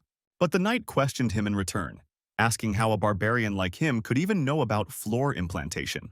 Hearing this, Michael asked why something like this happened in his test, and the knight asked him not to hold a grudge. He added that the tower was originally such an unpredictable place, but now it's time for the guy to know his place. He swung, intending to finish the guy off, but the guy waved his hands, asking him to stop. Michael asked if he could tell what this floor implantation was, and this surprised the knight. After all, in essence, the guy was on the verge of death. But he wanted to know such things. However, he decided that he might as well tell it, since Michael was already dead anyway. So he cleared his throat. He began by saying that among the system options, the expansion of which occurs from the 8th floor, there is floor implementation. And if you buy a ticket for a floor implementation in the store, then you will have the opportunity to interfere with other people's tests. Then Michael asked if the stranger really came from another world, as he thought. Hearing this, the knight smiled, although the boy did not see his smile, and asked if he really thought so. Meanwhile, Michael activated his new skill, the Eye of Truth, to check the veracity of his words. The system window showed that his opponent's words were true, but for some reason the knight saw it too. He became angry, asking how he dared to doubt his words and wanted to pounce on him again. However, Michael replied that he couldn't do anything about it because, in fact, he wasn't even injured. The knight called him a barbarian scum, asking if he dared to be insolent towards him. And Michael said that he got the information, so he should share a fun fact with the guy too. He said that thanks to his pain tolerance skill, his injured arm was of little use to him. It's just that if he let her go, the accelerated regeneration skill would activate. Then he showed it. Finally, he added that it seemed to him that the knight would share information with him if he were in such a position. And he asked if the guy was just testing his healing skills because, if that was all, then he would not escape death. However, Michael got back on his feet and grabbed his thunder sword, saying sarcastically that he didn't even know what to do. After all, his strength continued to grow rapidly. He increased his stats with the help of the souls he had previously absorbed. Stamina, durability, strength, agility, and mana had all increased by 4, and he felt it clearly. It seemed that the knight also noticed these changes, and he asked if the boy really had a unique characteristic. And Michael, instead of certification, activated the temporary effect of the killer's cloak, which added speed to him. He only had a minute left, so he had to hurry. And this time Michael pounced on his opponent first, and the knight was already seriously surprised because it was strange to him that the applicant from the 5th floor had so many skills. Michael, meanwhile, was rapidly approaching him, preparing to hit the weak points of his armor this time. They clashed again in battle, but this time he was more cautious and moved incredibly fast. The knight didn't understand why this guy had such outrageous stats, because he was only on the 5th floor. He realized that at this rate he might lose, so he decided to end it all with the help of aura. However, this time Michael was ready for his attacks and was able to jump back from his crushing blow in time. But the knight did not plan to stop there and continued to attack, masterfully wielding his sword. Michael knew that the aura was a high-level skill, so a blow like this could cause serious damage to him. However, he was definitely ahead of the knight in terms of stats, so he was able to dodge without any difficulty. However, the real problem was that armor, because his equipment was also of a high level, and with Michael's current abilities, it was impossible to break through it, no matter how hard he tried. But the guy knew that he had another trump card. Continuing to strike blow after blow, he was able to activate the effect of the sword. The flash of lightning struck the knight so unexpectedly that he did not even understand where it came from. And Mike smiled contentedly, because this was what was needed. The 10% effect from his sword worked just at the right time. Lightning struck the knight's entire body, and although his armor remained almost undamaged, the metal passed the charge well. He spat out blood and fell to the ground, and Michael walked up to him, preparing to finish off his opponent. The guy thought that if the armor had a lightning rod function, it would have added trouble, but fortunately, everything worked out. The knight raised his head, looking at him with big eyes. He realized that the situation had suddenly worsened for him. The stranger tried to get up, but was too weakened after being struck by lightning, so he stopped trying. He thought that he should have won from the start, because he was only facing a challenger from the 5th floor. And Michael said that he was very stupid if he relied entirely on his skill and armor alone. Then he pointed his sword at him, saying that now the time had come for him to know the honor, and he asked him to stop. He said he could answer all his questions, but the guy said there was no need. He plunged his sword straight into his eyes, causing him to die instantly from pain shock, having managed to curse him before doing so. But Michael didn't care about his words. He realized that he had destroyed the intruder, so the task was completed. He also suddenly noticed that each time it became easier for him to kill people, and this was frightening. But if he felt awkward while piercing someone else's flesh, then that would be a much more serious problem. Meanwhile, the system window congratulated him on successfully completing the 5th floor of the test tower. Michael, without thinking twice, absorbed the soul of the stranger from another floor, as it now became clear. His mastery increased to 15%, and the system window reported that he had absorbed the spirit of the challenger, Cade Adrax. Michael thought with surprise that he almost missed this opportunity because for some reason the knight's body began to disappear. Apparently, if you die in another dimension, the body disappears like a mirage, and this was another important discovery. Suddenly, the system window gave a message that the difficulty level and the reward do not match, so the rewards will be changed. Michael looked questioningly at where Cade's body had been a second ago, wondering what his rank was. He then received his first breakthrough reward, a high-ranking 3 absolute skill. As a bonus reward, he received 7,500 points and additionally received another 3,500 points. This made the guy happy. He noticed that instead of the promised second-rank reward, he received a high rank. The invading knight must have been strong enough for the system to think that the rewards and difficulty were not in line. After some time, he returned to the 6th floor waiting room and was healed of all defects and injuries.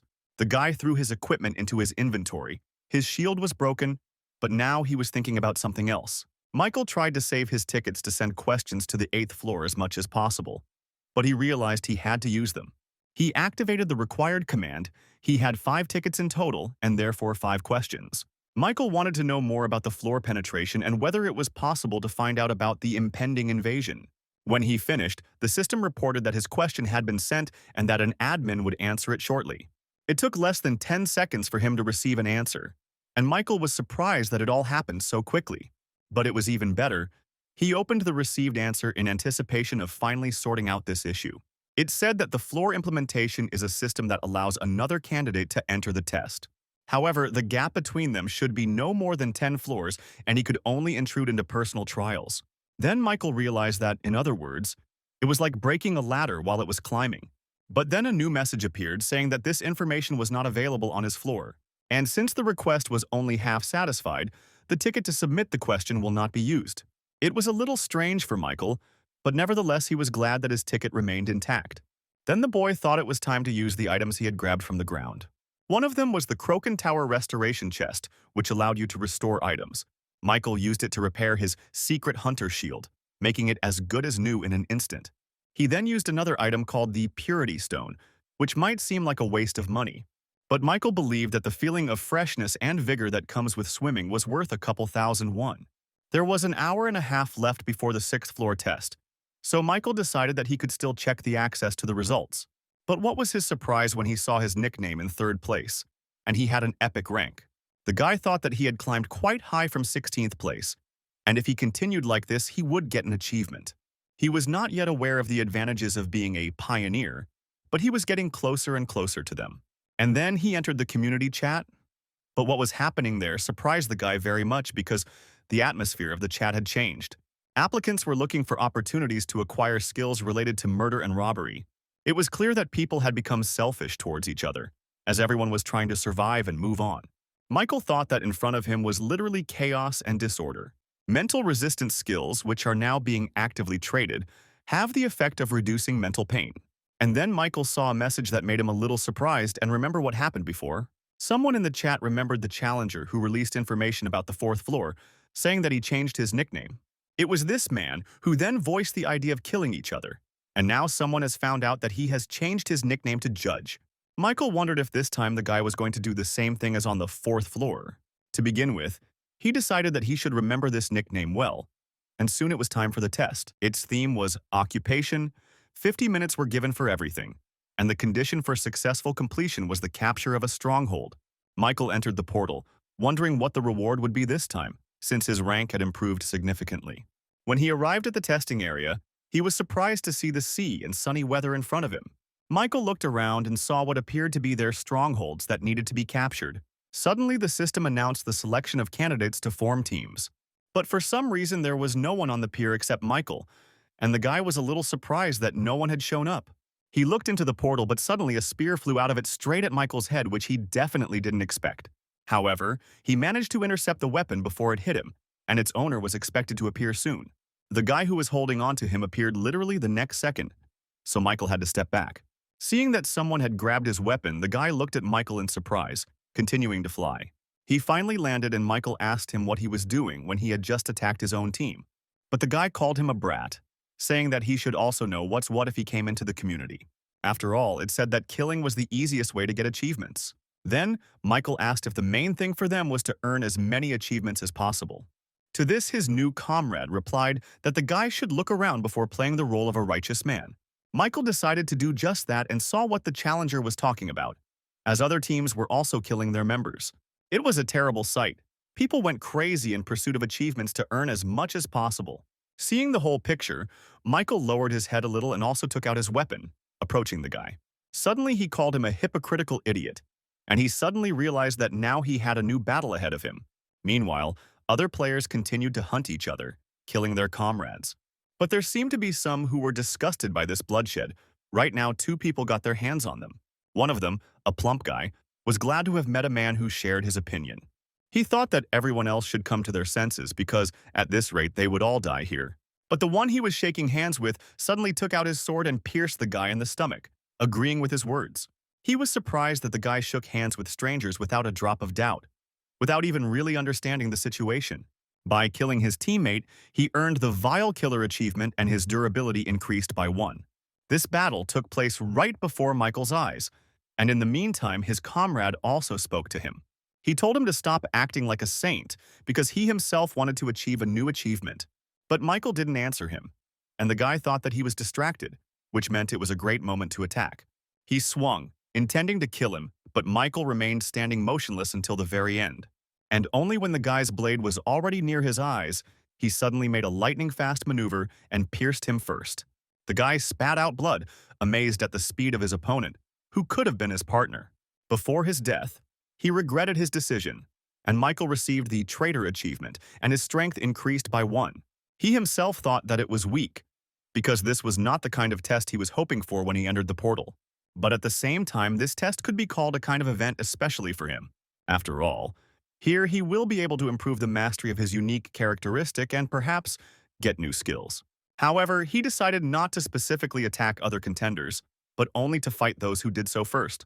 The guy with black hair activated a new technique he had learned, an iron dome made of water. From the outside, she looked quite impressive, but the main thing was not that, but his personal abilities. After all, for him it was an ideal test, because he had mastered water magic to perfection. However, suddenly the guy heard someone rapidly approaching him and turned around. It was Michael, who for some reason was simply running towards the guy, clearly not with friendly intentions. He pushed off the ground and hung in the air for a moment, choosing the best place to attack. There was determination and complete confidence in his actions in his eyes, and the guy noticed it. He was surprised that he was aiming at his iron dome, because the water in it was spinning incredibly fast.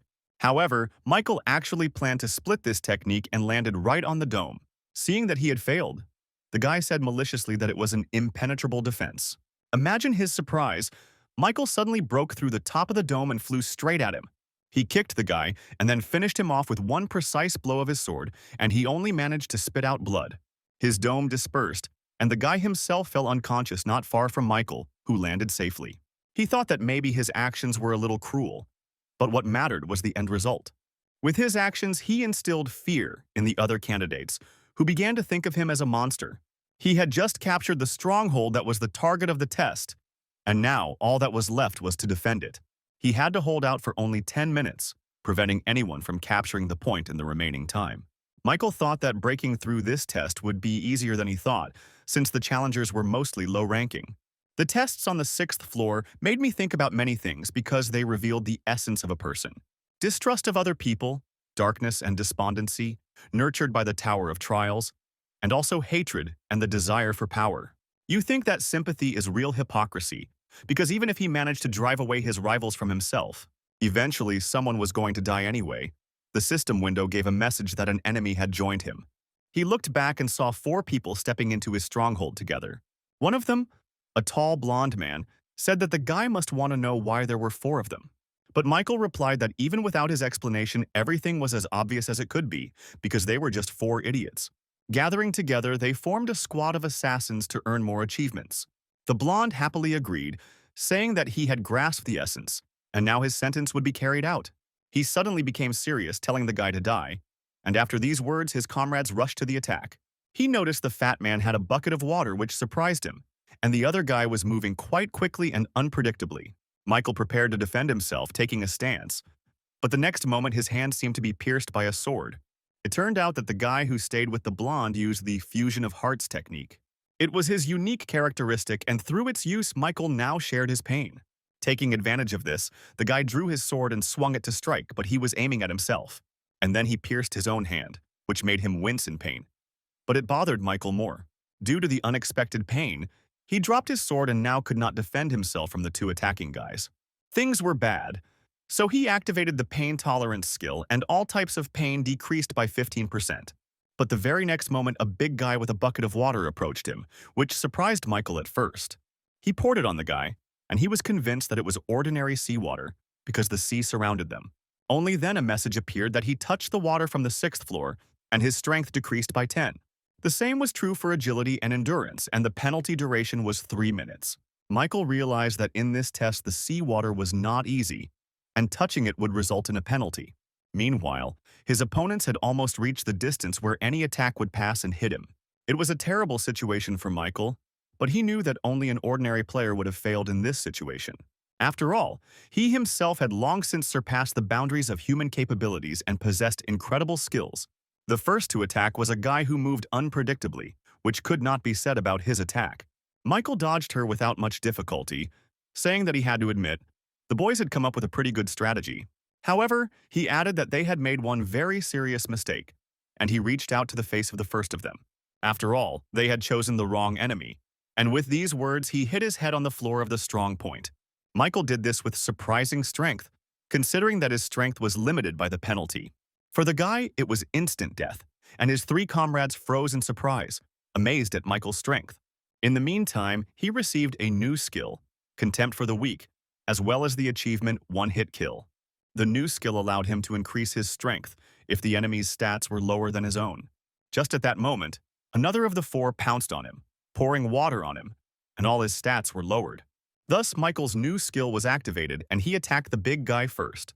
He kneed him in the head, causing the boy's nose to bleed, but Michael didn't stop there. He jumped up and brought his foot down on his face, smashing it completely, and blood splattered everywhere. After this, he received a concussion, from which he died, and Michael received the achievement of Merciless Killer. His agility increased by 1, but there were still 2 challengers he couldn't deal with. The blonde, who was watching all this, grimaced in displeasure. He didn't expect the guy to be so strong. Michael, meanwhile, walked straight towards him without saying a word. He looked him straight in the eyes. The boy who used heart fusion looked at the blonde with confusion, asking what they should do now.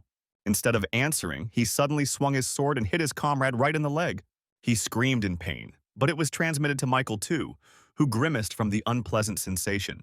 He dropped to one knee, thinking that the blonde wanted to finish off both him and his comrade at the same time.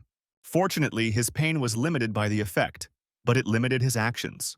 Meanwhile, the blonde took aim at his comrade again, this time intending to finish him off. He started stabbing him with his sword, and Michael felt half of the pain on himself. The other guy screamed. The blonde turned to Michael, saying that if he took another step towards him, he would slit the idiot's throat.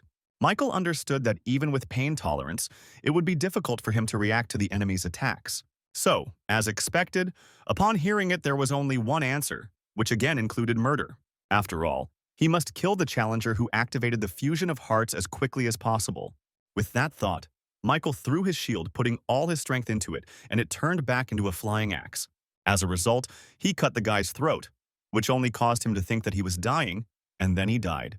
Michael himself also felt quite a lot of pain in his neck, but fortunately the skill helped him cope with it. He dropped to his knees, coughing up blood, and the blonde realized that he was now vulnerable to attack. The guy swung, thinking that if not now, there would be no other chance, and pounced on Michael. He continued to stand motionless on his knees, waiting for him to get close enough. And when the blonde was almost at his head, about to cut it off, Michael suddenly grabbed his sword. He stopped him literally a centimeter from his nose, asking if the guy wanted to die first. The blonde chuckled something unintelligible and then said that Michael had simply gone crazy, which was not far from the truth. He applied even more force and suddenly tore the blade of the sword right out of the blonde's hands. Before he could even blink, the weapon was in Michael's hands, after which he cut off his head. It happened incredibly quickly, and he earned the Cold-Blooded Slasher achievement, receiving 1,500 points. And then the system window notified everyone that the test time was up.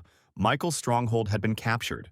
This meant that everyone who had managed the same thing had survived and moved on. But there was another observation here. In the end, the ultimate winners were those who kept their team and comrades together. Of course, there were exceptions. Michael looked around and saw many people like him. Those who killed others, and it doesn't matter if they were his comrades or just other contenders. The guy wondered how he looked in the eyes of those who did not stoop to murder and kept their team together. He was probably just as much of a monster as the guys who attacked him at the end of the test. As a reward, he received 8,000 points, as well as a rank 1 random draw box, which went into his inventory. After this, a portal opened and Michael successfully returned to the 7th floor waiting room again. Before this, he did not forget to absorb the souls of the guys he killed, having previously learned all the information about them. Thanks to this, the rank of his unique characteristic increased by 1 level and was now rank 3. When Michael moved to the waiting room, a new feature for viewing achievements was activated. A list opened in front of him, in which he could see all his achievements received in the tower. Among them was even an epic class, which he received for the achievement First Return. He then decided to take a closer look at each achievement and found that some of them immediately granted new skills. Some also came with stat boosts, while others awarded points, all of which he had in his arsenal. Michael was surprised that he actually received quite a few achievements for killing, even though he hadn't planned to commit them. He then opened his inventory, where the rank 1 random draw box had already been moved. By opening it, he could get a random item from rank 5 to rank 1, so there was no point in delaying. Michael didn't have much hope for this reward and wanted to finish it as soon as possible so he could move on to absorbing souls. He pulled the yellow ribbon that tied it, and the box opened. Something quickly flew out from there, and the guy followed this object, becoming more and more surprised. It turned out to be some small monster that landed nearby and looked at him. Michael asked the system what kind of Pokemon it was, assuming he needed to catch it, and the monster stared at him.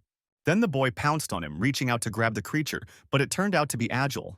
He dodged Michael's hands without any difficulty and looked as if he was playing with him for fun. Michael chased after him for some time, but all attempts to catch this creature came to naught. But finally he managed to grab the monster with both hands, and it seemed that he did not expect this. Michael was delighted, saying that now he would not let him go, but still did not foresee that the creature was not domestic. Suddenly, it bit him on the hand, which caused the guy a little pain because the monster's teeth were sharp. This made him let go, although the guy didn't plan it, but his hand unclenched instinctively. When the monster jumped back again, Michael said in a creepy voice that he had been polite to him so far, because he was quite cute. However, now he could not expect mercy. With these words, he attacked the creature with renewed strength. For some time, the monster managed to shorten further, but then the guy suddenly jumped away from him. He pushed off the ceiling and then flew at the creature with incredible speed, swinging his arm to strike. He was no longer able to dodge this because it was too late, so the blow hit him straight in the head. The monster's eyes rolled back into their sockets, and its head suddenly turned red and, as Michael noticed, cracked. And then something happened that he never expected. The creature disintegrated into many porcelain pieces.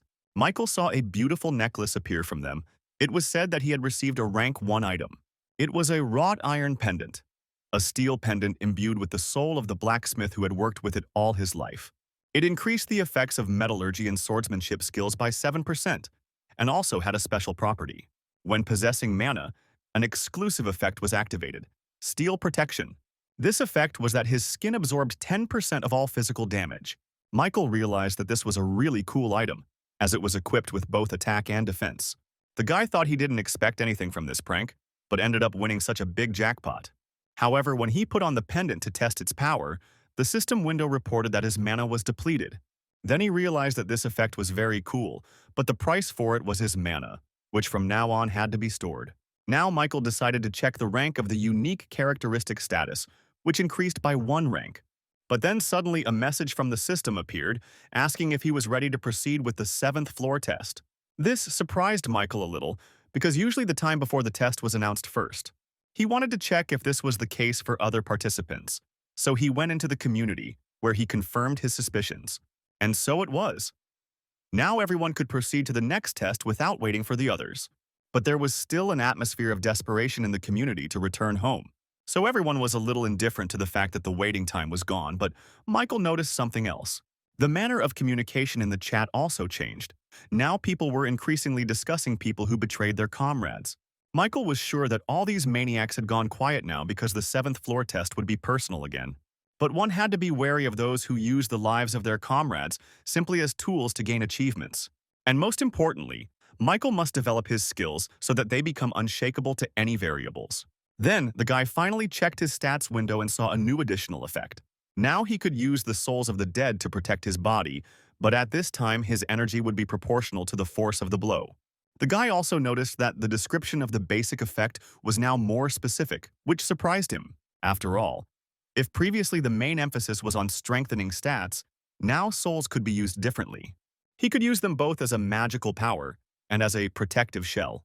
Michael thought that anything could happen, so the ability to protect the body would never be superfluous. With this thought, he suddenly took out his sword from his inventory because he decided to try everything on himself. Throwing the blade into the air, he went to check how effective the spiritual shield would be.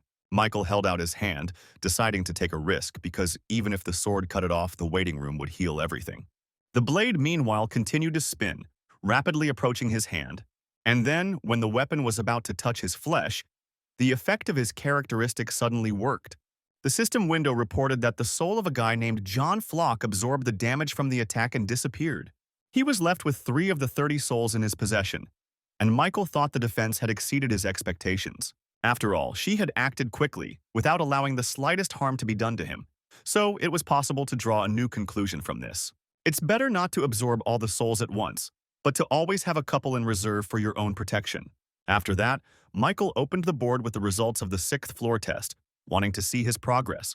To his surprise, he dropped to 4th position, but for him this was not at all critical. After all, to receive the title of Pioneer, he only needs to be among the top 50. Having finished with this, Michael stretched his body a little, saying how tired he was while checking this and that. But he had no time to waste, and he decided to challenge the next floor without delay. The next moment, a portal opened, and the theme of this test was proof. He had to pass 3 tests in 40 minutes, otherwise the challenger would face death. But for successfully completed tasks, a new skill of Grace of the Wind, of the highest rank, was given. When he arrived, he realized that he was in some kind of corridor with an unusual atmosphere. There was literally no sense of anyone's presence here, and this irritated the guy a little. Suddenly, he felt the energy around him change, and the system informed him that he had entered the first zone. This was the first testing area where he had to prove that he had overcome his fears. He was suddenly transported to the desert where he began his growth, and it was here that his first fight took place. Michael had already guessed what was about to happen, and as if to confirm his words, the ground beneath him began to shake. And then he appeared, the sand golem, this time much larger and apparently stronger. The guy realized that this space was now a reproduction of the training test. The condition for successful completion was to break through 3 tests in the remaining time. Michael realized that as he fought the golem, 3 more trials would appear. He probably overcame them at one time, but since this is a test proof, it will need to be done again. Meanwhile, he finally saw the golem that stood before him. Its size was truly impressive. Michael thought that his size had increased by about 3 times, but it didn't play a big role for the guy. The golem, meanwhile, pulled its hand out of the sand and prepared to attack, swinging at the guy standing in front of it. The monster did look huge, but Michael didn't even flinch when it started to act. Michael, out of habit, pulled out his inventory from the system storage, preparing for another fight. And then the golem struck. Michael managed to jump back, but noticed that the golem's speed was quite good. He waited for him to attack again, then jumped onto his hand and ran forward, looking for the core. From his last fight with this monster, he remembered that the core was near its hand, so he headed there. But this time, there was nothing there, and Michael decided to stick to his original plan, aiming for the head. And yet it was strange that he didn't see the golem's core anywhere, and that was precisely where its weak spot was. Then the guy had a hunch that the more massive the golem, the deeper the core was hidden in its body. And then the monster attacked again. This time its movements became even faster and caught the guy by surprise. Michael was surprised that the sand could move so precisely, so he had to come up with a plan quickly. The golem's hand appeared before his eyes so suddenly that Michael didn't have time to jump away. The monster then clenched his fist, intending to crush the guy like a bug, but he failed. Suddenly, he felt something vibrate strongly in his hand, and then he felt cuts. Michael had freed himself from the sand trap, shredding his palm from the inside, and was now free again. He thought that since he couldn't strip the monster with one blow, he would just cut it into pieces. The next moment, he put his words into action and pounced on the golem, attacking its entire body. The guy chopped off his head and arms, inflicted wounds on his body and legs, so he thought that would be enough. However, he realized that each time he was cutting only sand, which was immediately replenished with new sand. Therefore, at any cost, he had to find the core, and besides, his tactics had enraged the golem. He swung at the guy again, and Michael had to go on the defensive again, jumping away from him. But suddenly, after another attack, he noticed something interesting that he had not noticed before. He had no time to think because the monster was going to finish him off again, this time by stepping on him with its foot. The guy quickly ran away from that place, amazed at how quickly and accurately the golem attacked. He suddenly realized that dodging the blow was not a problem. But if he got caught by that sand wave, then it could all end quite tragically because sand is nature, not a monster, so there is no point in fighting it. Michael ran as fast as he could, hoping to get far enough away from the wave, but she was approaching mercilessly, and the guy realized that he would not be able to get out of her way no matter how hard he tried. And so it happened. Heaps of sand buried him completely, as if he had drowned in a sea of sand. A kind of gorge was formed, in which Michael lay under sand debris. Michael was irritated by this. He realized that at this rate he could fail the test simply because of the time. Meanwhile, the golem continued to advance, although he himself was walking towards him. But the sand made everything much more difficult. Michael drew his sword and prepared to defend himself, intending to pinpoint the exact location of the core this time. The golem was still going to crush him and had already extended its hands to do so, but this time the guy did not run away. He used his new skill, 3 absolutes, which allowed him to enhance 3 sword attacks. To do this, it was necessary to use one's mana, and as an additional effect, the power of the sword was increased. Michael activated the skill and rushed to attack. This time his blows really became stronger. He was able to completely cut off the golem's arm with one blow and then began to shred its torso. Michael was surprised to notice that he suddenly had such strength, but it was just in time. He remembered how angry he had been the first time he had encountered a floor implant during a test. But now he could not help thinking that he should thank the knight for invading his presence. Although this vile golem was being restored by the sand, it still continued to deliver slashing blows. The guy did this with one single goal: to find the core and destroy it, so he attacked without stopping. The initiative was already clearly on his side, because the golem did nothing but recover after his attacks.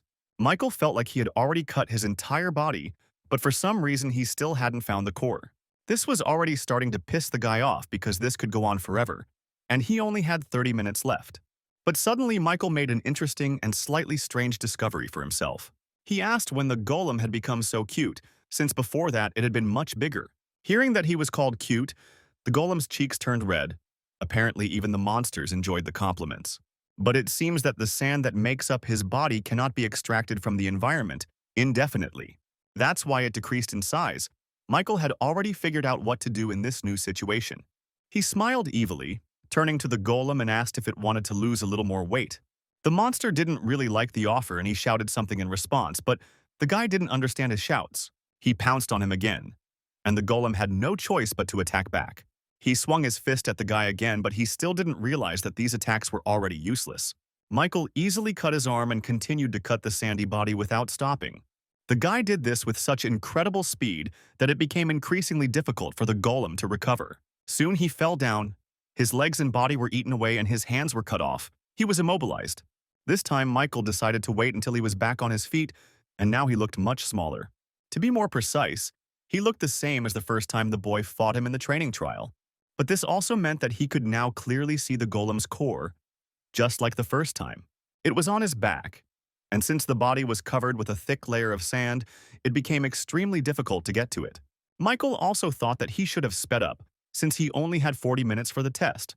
The guy had about half an hour left, but the golem itself approached him, moving, however, faster. Of course, this didn't catch Michael by surprise, but he noticed that after the intensive diet, the monster became more agile. It was a bit funny, but the guy added that he didn't have time, otherwise he would be happy to play with him some more. In the blink of an eye, he suddenly appeared behind the monster and swung to smash its core. The golem felt something sharp pierce his body and screamed, then began to crumble. Still, if it weren't for the core, golems would be very insidious opponents, but fortunately, each has its own weak spot. The sand golem's core was destroyed, the system window reported this, and then issued 2 more announcements. The first was that challenger Michael Nodford had proven that he had overcome his fear, and the second was that he had completed the first challenge. After some time, only sand remained from the golem, which scattered all around Michael. And then the boy saw the spirit of the golem, which was different from the one he absorbed last time. This one was much brighter and emitted strong energy, so Michael activated his characteristic. However, the guy was unable to absorb his soul because a second portal suddenly opened. He pulled the guy into himself, and the system window displayed a message that he was being transported to the second testing zone. Michael stood there, his hand outstretched, unable to believe that for the first time he had failed to absorb a soul. Apparently, the skill increase here was limited, if possible at all. But then he was transported to the second testing zone, where he was required to prove that he had become wiser. Looking around, the guy realized that he was at the location of the second test in the orc settlement. As he thought, the previous tests were now being repeated. Just like that time, the settlement was burning, and he entered the tent, into which the orc leader had then run. But there was no one there, which surprised him a little. But when he went out, he saw what was what. He realized that the subsequent events of that day were now unfolding before him. After all, he had destroyed the orc settlement, so now the orc rangers who stood before him looked stronger. One of them glanced at the guy, assessing him for a minute, and then suddenly the expression on his face changed. The pupils dilated, and the vision became clouded, and Michael immediately understood what these signs were. The fit of rage was a phenomenon often observed in monsters overcome with anger. The enraged orc was no longer a pathetic monster like a rank 4, so it would be tough. Meanwhile, a similar condition appeared in all the orcs, and they pounced on him together. But suddenly Michael noticed something interesting in their behavior, or rather, he found out the reason for their anger. After all, before this they had bowed over their dead brothers who had fallen by his hand the last time. Michael thought that monsters shouldn't show pain from loss to family members and activated the skills. Suddenly, he too became angry because the orcs were trying to avenge their comrades. This shouldn't have been done in front of him, because he had also lost his parents, so anger overcame him too. He defeated all the orcs and then turned to their leader, asking if this feeling was not disgusting. Watching your family die and not being able to do anything about it angered the chief orc. With his last strength, he attacked him. But Michael knew that victory was already on his side and drew his sword. He was surprised by how zealously the monster tried to fight until the very end, so he eased its suffering. By cutting off the head of the last orc, he passed the test, thus proving to the system that he had become wiser. However, this was not the end. Michael quickly turned around, thinking that this time there was no time to waste. He wanted to have time to absorb the souls of the killed orcs because there were at least 10 of them. But he failed again. The portal to the next dimension opened literally as soon as he killed the last orc. However, when he was almost inside the portal, he was able to absorb several souls of the orc Jaegers. Mastery of the Hunter's Dagger skill has increased to rank 3, and the Instant Acceleration skill to rank 3+.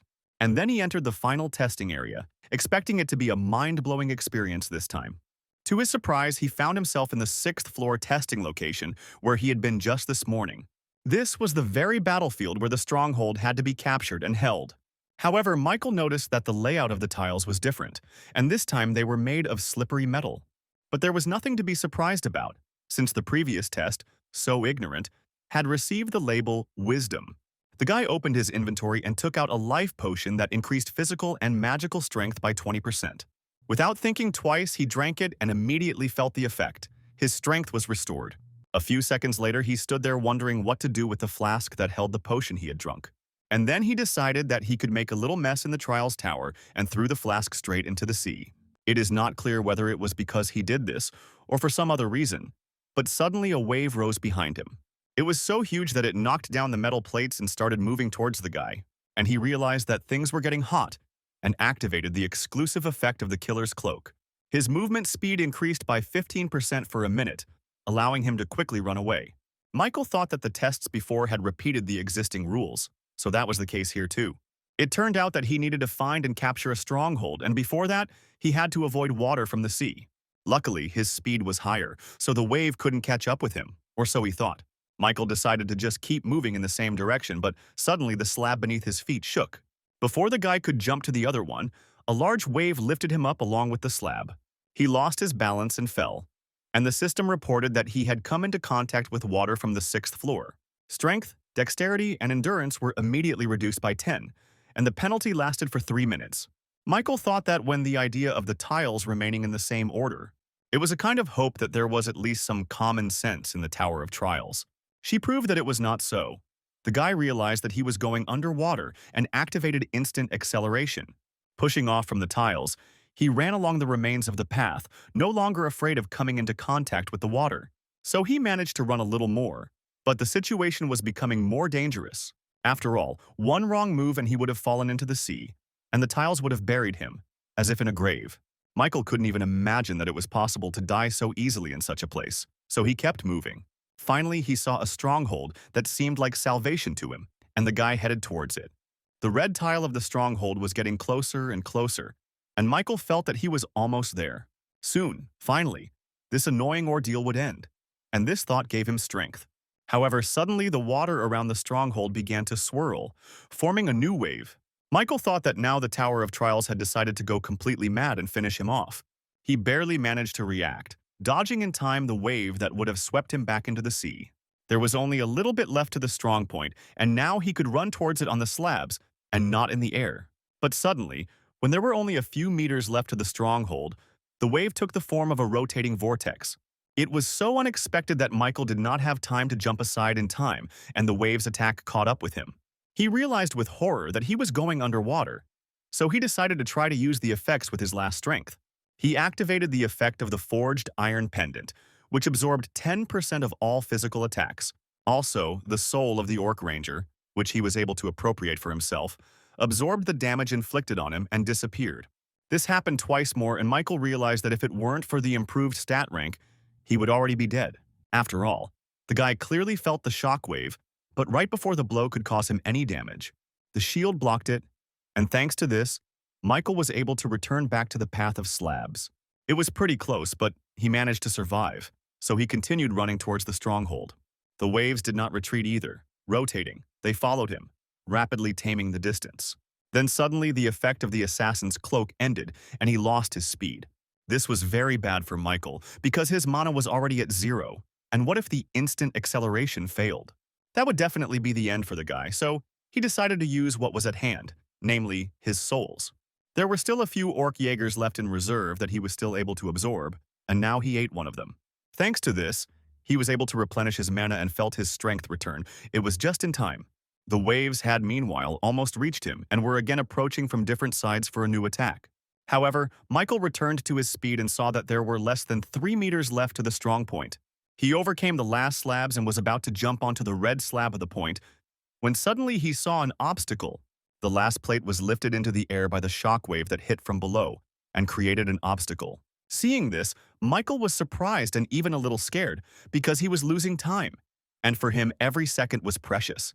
He couldn't retreat either because the same water trap awaited him there, so there was only one option left. It was a test where he had to prove that he had overcome his doubts and the guy understood what to do. Relying entirely on luck, he continued running straight towards the wall of water in front of him. When he entered her, he felt an incredibly powerful wave flow tearing his body apart. But, fortunately, he was saved again by another soul of an Orc Ranger, absorbing the damage, and he was able to get out of the water trap. The only thing he didn't calculate was that the force of the current threw him high into the air. Although he was flying in the direction of the red plate, the altitude was high enough to be fatal. Michael screamed, thinking that this could end very sadly, so he completely relied on the effects. The slab was already right in front of his eyes, and when he fell, he broke it a little from the great force with which he flew. As expected, the orc's soul saved him this time too, and it turned out to be the second to last one in his arsenal. Michael lay there for a moment with his eyes wide open, surprised that the ordeal had been so difficult. He was not even able to stand up on his feet, and the waves were hanging over him, and the guy was seriously scared. However, the system window reported the task had been successfully completed, saying that he had proven that he had overcome his doubts. After this, the waves stopped rotating, forming a vortex, and turned into ordinary water. All this fell upon Michael, and he thought that finally this damn test was over. As a reward for his breakthrough, he received a new high-level skill, Wind's Grace, and 15,000 points. He also saw a message that rank 2+ speed boots would be sent to his inventory as a bonus reward. Then a portal appeared and Michael entered it, returning to the waiting room, now on the 8th floor. When he returned, the guy thought that this time he was unexpectedly close to failure, but he still managed. In the current situation, it was much more alarming for him to return to the 8th floor. He thought that he couldn't continue to be so lucky, but suddenly a message from the system appeared. It announced the expansion, as the number of applicants who passed the tests on the 7th floor exceeded 1,000. Then he read that some kind of intersection point was created in the test, and the floor implantation system was activated. But the most important thing that everyone was waiting for with such impatience was the permanent return to Earth. And the icing on the cake was a message stating that he was among the pioneers. Now he could choose the halo, an advantage that could only be obtained by maintaining the title of Pioneer. Michael also read that the halo affects the unique characteristics and skills of the applicant. There were 3 halos to choose from: Ruler, Hunter, and Monk, and Michael thought about it. First, he had to read the description of each of them and then make his choice. The Ruler had varied performance and was well suited to his current rank. It affected all skills and even the unique characteristic, and also had a special power: skill synthesis. Besides, the Trial Tower openly said that it was the most suitable halo for him. Then he became familiar with the Hunter's halo, which was closely related to improving characteristics and stats. His unique power was leveling up, and it also suited Michael perfectly at the moment. The last one was the Monarch, but here everything depended on talent, which the guy did not possess, so he immediately discarded this option. It turned out that he had to make a choice in favor of the remaining 2 halos, but he didn't know which one. After some thought, he decided that the best choice would be to go with the halo, which had more emphasis on height. The system window confirmed his choice of the Ruler aura, and its special effect triggered the evolution of the unique characteristic. The options were sorted by the current abilities of the applicant. There were 3 available in total. But Michael didn't even think about which effect to choose because he decided everything at once when he saw the first option. He chose the Summoner effect, which allowed him to absorb spirits to revive his assistants. These were supposed to be powerful skeletal undead, and Michael thought that such help would not hurt. After some time, his body got used to the new effect, and then a message appeared that the halo had been successfully created. The guy decided to look at his stats after these transformations, and also read about his unique power. Skill synthesis allowed 2 necessary skills to be combined into 1, which helped create new effects. Michael decided to test this power right away and opened the list of his skills, of which there were only 7. He thought about what he should combine, and then chose Contempt for the Weak and Continuing the Battle. Both skills were level 5, and he hardly used them, so he confirmed the continuation of the synthesis. After some time, the process was completed, and he received a corresponding notification. And then he saw the result, which was a new skill created based on the ones he had chosen. This skill was called Forced Breakthrough, and what was also noteworthy was that it was rank 3. Its effect was that Michael could break through unknown forms of containment. However, his magic level must be higher than the magic level of the one sending the restraining effects on him. Michael thought it was a really mind-blowing skill that made a lot of things easier. He liked how the new unique power worked and decided to try again. This time he chose Ranger Training and Burn Resistance. Both skills were also level 5.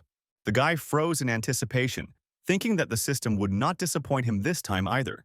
And so it happened. The new skill was called Strong Eye. It was level 4 and consisted of the fact that it could provide good visibility. This worked especially well in poor conditions and his vision became sharper. But Michael was curious as to why he got rank 4 this time.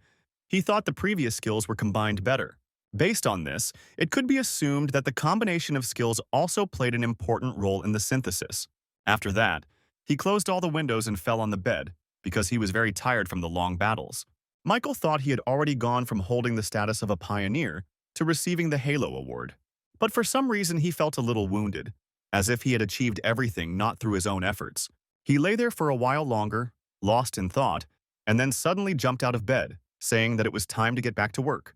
After all, he didn't get acquainted with another new skill that he received for completing the 7th floor. According to the description, the skill gave +10 to all speeds if you said its name. But there was a nuance.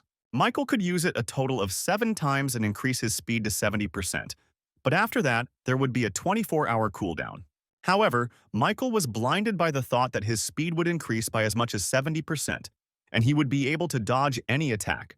Besides, this skill didn't consume any mana at all, so it was very useful and the guy liked it. In essence, Wind's Grace was a skill that had no downsides, and that was good news. Michael then opened his inventory to check his latest bonus, the rank 2+ speed boots. Michael noticed that all the rewards on the 7th floor were related to speed, since the boots also increased it. The guy then opened the skill shop, which displayed all the effects available for purchase. Among them were Enhancement, Steadfastness, Monster Skin, Enchanted Weapons, Instant Acceleration, and others. Michael thought that, contrary to his expectations, the quality of the skill shop left much to be desired. However, he needed a skill related to magic, so he bought a magic chain for 15,000 points. He also acquired magic resistance for 12,000 points. Both skills were rank 3, which already gave him hope. The last skill had the effect of resistance to other people's magic, and was also increased by the chain. Michael thought that now that he had these two skills, he would be able to withstand attacks like heart fusion. He also won't be caught off guard by someone else's magic unless it's an incredibly powerful technique. The magic chain skill had the effect of condensing magic into a chain, increasing the efficiency of mana usage. And then suddenly Michael felt his whole body burning, and the system reported the formation of circuits. It was even a little painful, but the guy understood that thanks to these chains he would be able to increase his mana. It all ended as suddenly as it had begun, and soon he was able to sit on the bed again. Michael stood up and felt a strange lightness throughout his body, as if he weighed a few grams. The guy decided not to waste time and start testing his new abilities. He moved a little further, to the middle of the room, and stood there for a while, lost in thought. And then he suddenly swung his leg, intending to kick it straight into the floor even though it made no sense. But Michael wanted to test how strong he had become with his skills, and the effect of the blow surprised him. He realized that mana, when used randomly, would form a chain and enhance his physical abilities. As expected, he made a good purchase, and this pleased Michael because the glasses were not obtained without difficulty. A minute later, he was already reading again in more detail about his new effect, thanks to which he could summon souls. Moreover, the abilities of the summoned dead man will correspond to the number of souls in his arsenal. Now, all that remained was to make a decision on which his further progress depended. The choice was whether to challenge the next floor or return back to the ground. Meanwhile, some guy posted an ad for recruitment to the team. He needed 2 more people. He sat on a bench in the memorial park where an emergency portal had appeared, but there were no people willing to join it. Suddenly, 3 people approached him, apparently another team. Their commander laughed at him. He noticed that he hadn't assembled a team yet, so he should have given the portal entry permission to them. But the guy wasn't going to share his pass with anyone. He said he didn't intend to give it to others. Then the fat man noticed that there were quite a few hunters gathered in the park, but for some reason no one wanted to join his team. And then he said that in that case they had no choice but to take the pass by force. He added, "Does the guy really think that anyone would want to be on the same team with trash like him?" Some of the hunters in the park agreed with him, saying the guy had hit the nail on the head. But suddenly, to everyone's surprise, they all heard someone ask the guy if he had received any more people. Everyone turned to see who said it, and he headed towards the guy who was sitting on the bench. Michael showed his second-rank hunter ID, and this already inspired some respect for his person. He asked the guy who was recruiting people for the team if that was enough to join. He was a little shocked by the appearance of such a strong hunter, so he simply nodded his head. However, this did not please the big guy, who asked if he could not see that there was a line of people waiting. Michael just smiled at this, which provoked the guy even more, and he squeezed his shoulder. Then Michael said that if he was unhappy with something, he should have just applied to James's team. That was the name of the guy who got the pass into the portal, and then Michael added that the big guy should leave him alone. He told him to remove his hand from his shoulder before he broke it and activated his powerful aura. The boy was shocked by how strong this hunter was, but his hand still squeezed his shoulder. He himself was also a rank 2 hunter, but now he doubted that the guy standing in front of him had the same rank. Meanwhile, his partners thought that it was their commander who was radiating such powerful energy and were delighted. But he replied that it was not his doing, and then said that this time he would tolerate such a prank from Michael. As he left, he added that he should know that he was simply lucky, because representatives from the hunting association were there. But Michael didn't care about him. He was watching James, who was upset that everything had gone wrong. Then he decided to cheer the guy up, saying that he wouldn't be able to find anyone for the team anyway.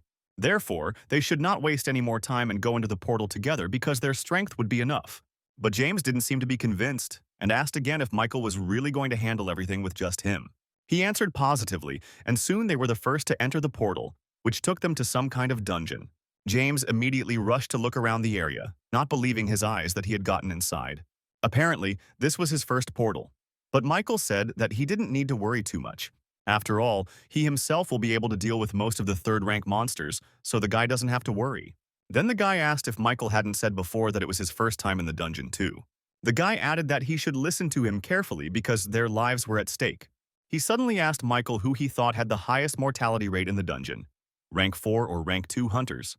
James continued, saying that at first glance it might seem like the 4th-rank hunter would die first. However, in reality, a rank 2 hunter has a higher mortality rate because they are too confident in their abilities. Therefore, the probability of a fatal outcome for rank 2 hunters is extremely high. The same can be said about driving. The more confident the driver, the higher the chance of getting into an accident, so the dungeon was quite a dangerous place. And since Michael had risked entering here without a tank and a healer, James became even more concerned about his self-confidence. Suddenly, the guy asked if he could take on the role of leader of their group, because he knew everything about the dungeons. Michael noted that he actually wanted to stand at the head of their small group, but he still agreed. James bowed to him, thanking him for his trust, adding that he was doing this for everyone's safety. And then they continued on their way. Michael decided for himself that he would take the initiative into his own hands if the guy couldn't cope. After some time, they saw the first monster of the dungeon, a lizardman, who also noticed them. James reported that these monsters are known for their skillful use of various types of weapons. The guy said that he would first draw all his attention to himself, and Michael would have to attack from behind. Michael was also curious how a fairly experienced hunter would fight such a creature. The lizardman charged at James, this time wielding a long sword that looked more like a spear. The boy also drew his sword, but for some reason he swung his sword too early to attack. As Michael noticed, James continued to swing his sword in the air, and even the lizard man didn't understand what he was doing. Michael wondered if they were testing their strength of spirit, because if so, it would be some time before it was over. The temporary return to Earth only takes 3 days, but at this rate, it will end faster for him. With this thought, he put on his shield and took his sword in his hands, which attracted James's attention, and he was surprised. Michael said that he had to intervene now, but the guy protested, saying that he couldn't do that. He wanted to add that it was dangerous to interfere with the fight, but Michael had already activated instant acceleration. With lightning speed, he pounced on the lizard man and cut off his head, leaving James in shock. He even opened his mouth a little in surprise, asking what just happened, and Michael answered him. He apologized for disobeying the order, but said he had to intervene because he was in a bit of a hurry. James replied that he understood him perfectly, and then Michael asked if he could make one more suggestion. After the guy responded positively, he said that from now on he would like to take on the role of leader. However, he proved it. In the end, they encountered the lizard men again. James didn't even have to do anything. Michael killed the monsters one after another, just like on the floors of the Tower of Trials where he came from. Suddenly, 2 lizard men attacked him from behind, but the boy was able to notice their attack in time. He jumped up and lingered on the ceiling of the dungeon, forcing the monsters to look for him. And then he landed on one of them, piercing him with his sword straight through the stomach, causing instant death. James was amazed at the skills his temporary partner had. After all, he literally fought all the monsters alone, not allowing himself to be harmed. One after another, the lizard men attacked him, but none of them had yet managed to injure the guy even a little. Michael spared no effort to ensure a quality fight, wanting each of the monsters to die by his hand. James, meanwhile, thought that perhaps he was now witnessing the battle of a super newbie. Michael cut open the stomach of one of the lizardmen and pulled out a mana stone containing a quiet, murky magic. Depending on its use, it could prove of great help in metallurgy or chemistry. So Michael collected all the stones from the slain lizardman and asked James to be his porter. Suddenly, another lizardman pounced on him, this one moving much faster and more agile than the previous ones. Apparently, he was waiting for Michael to let his guard down and be unable to block his attack. However, everything turned out completely differently. The guy was able to pierce his stomach with one precise blow. After this, the monster did not get up, but when he fell to the ground, he did so with a loud bang. The noise caused a small amount of debris to fall directly on Michael's head, but he protected himself. James was also swinging, but he looked a little scared, because this was the first time he had come into contact with the dungeon debris. Michael suggested talking to him later, as it was extremely dangerous to let his guard down now. Michael then pretended to yawn, but in reality he was absorbing the souls of all the lizard men he had killed. For each mastery, his unique characteristic increased by 0.07%, which was very little. He thought that at this rate, he would have to work hard to improve it in any way. But suddenly they saw a new portal in front of them, and James said that they had found the boss's room. The guy added that he couldn't even imagine that they would be able to get here, because it was an indicator of skill. It seemed to him that the man in front of him, that is Michael, was capable of carrying out a complete clearing of the dungeon. Michael himself, meanwhile, asked if he would be okay with joining the boss's team right now. James replied that he didn't mind, saying only that perhaps Michael should take a little break. But he replied that there was no need for this, and they entered the portal. Seeing the uninvited guests, the Lizard Man King stood up, preparing to finish off anyone who came near him. James asked what they were going to do, and Michael replied that he needed to think about it for a bit, which excited the guy. After all, he thought he had some kind of plan, but Michael was acting according to the situation, and now they had to go on the defensive. The Lizard Man King decided to pounce on them first, and Michael thought with a smile on his face that it was just in time. The monster had two weapons in both hands, which allowed him to quickly attack and defend. Michael still used the instant acceleration skill, so he was also not inferior in speed.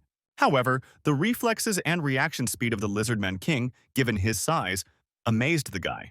Only Michael thought that no matter how hard he tried, he would not be able to get closer to him.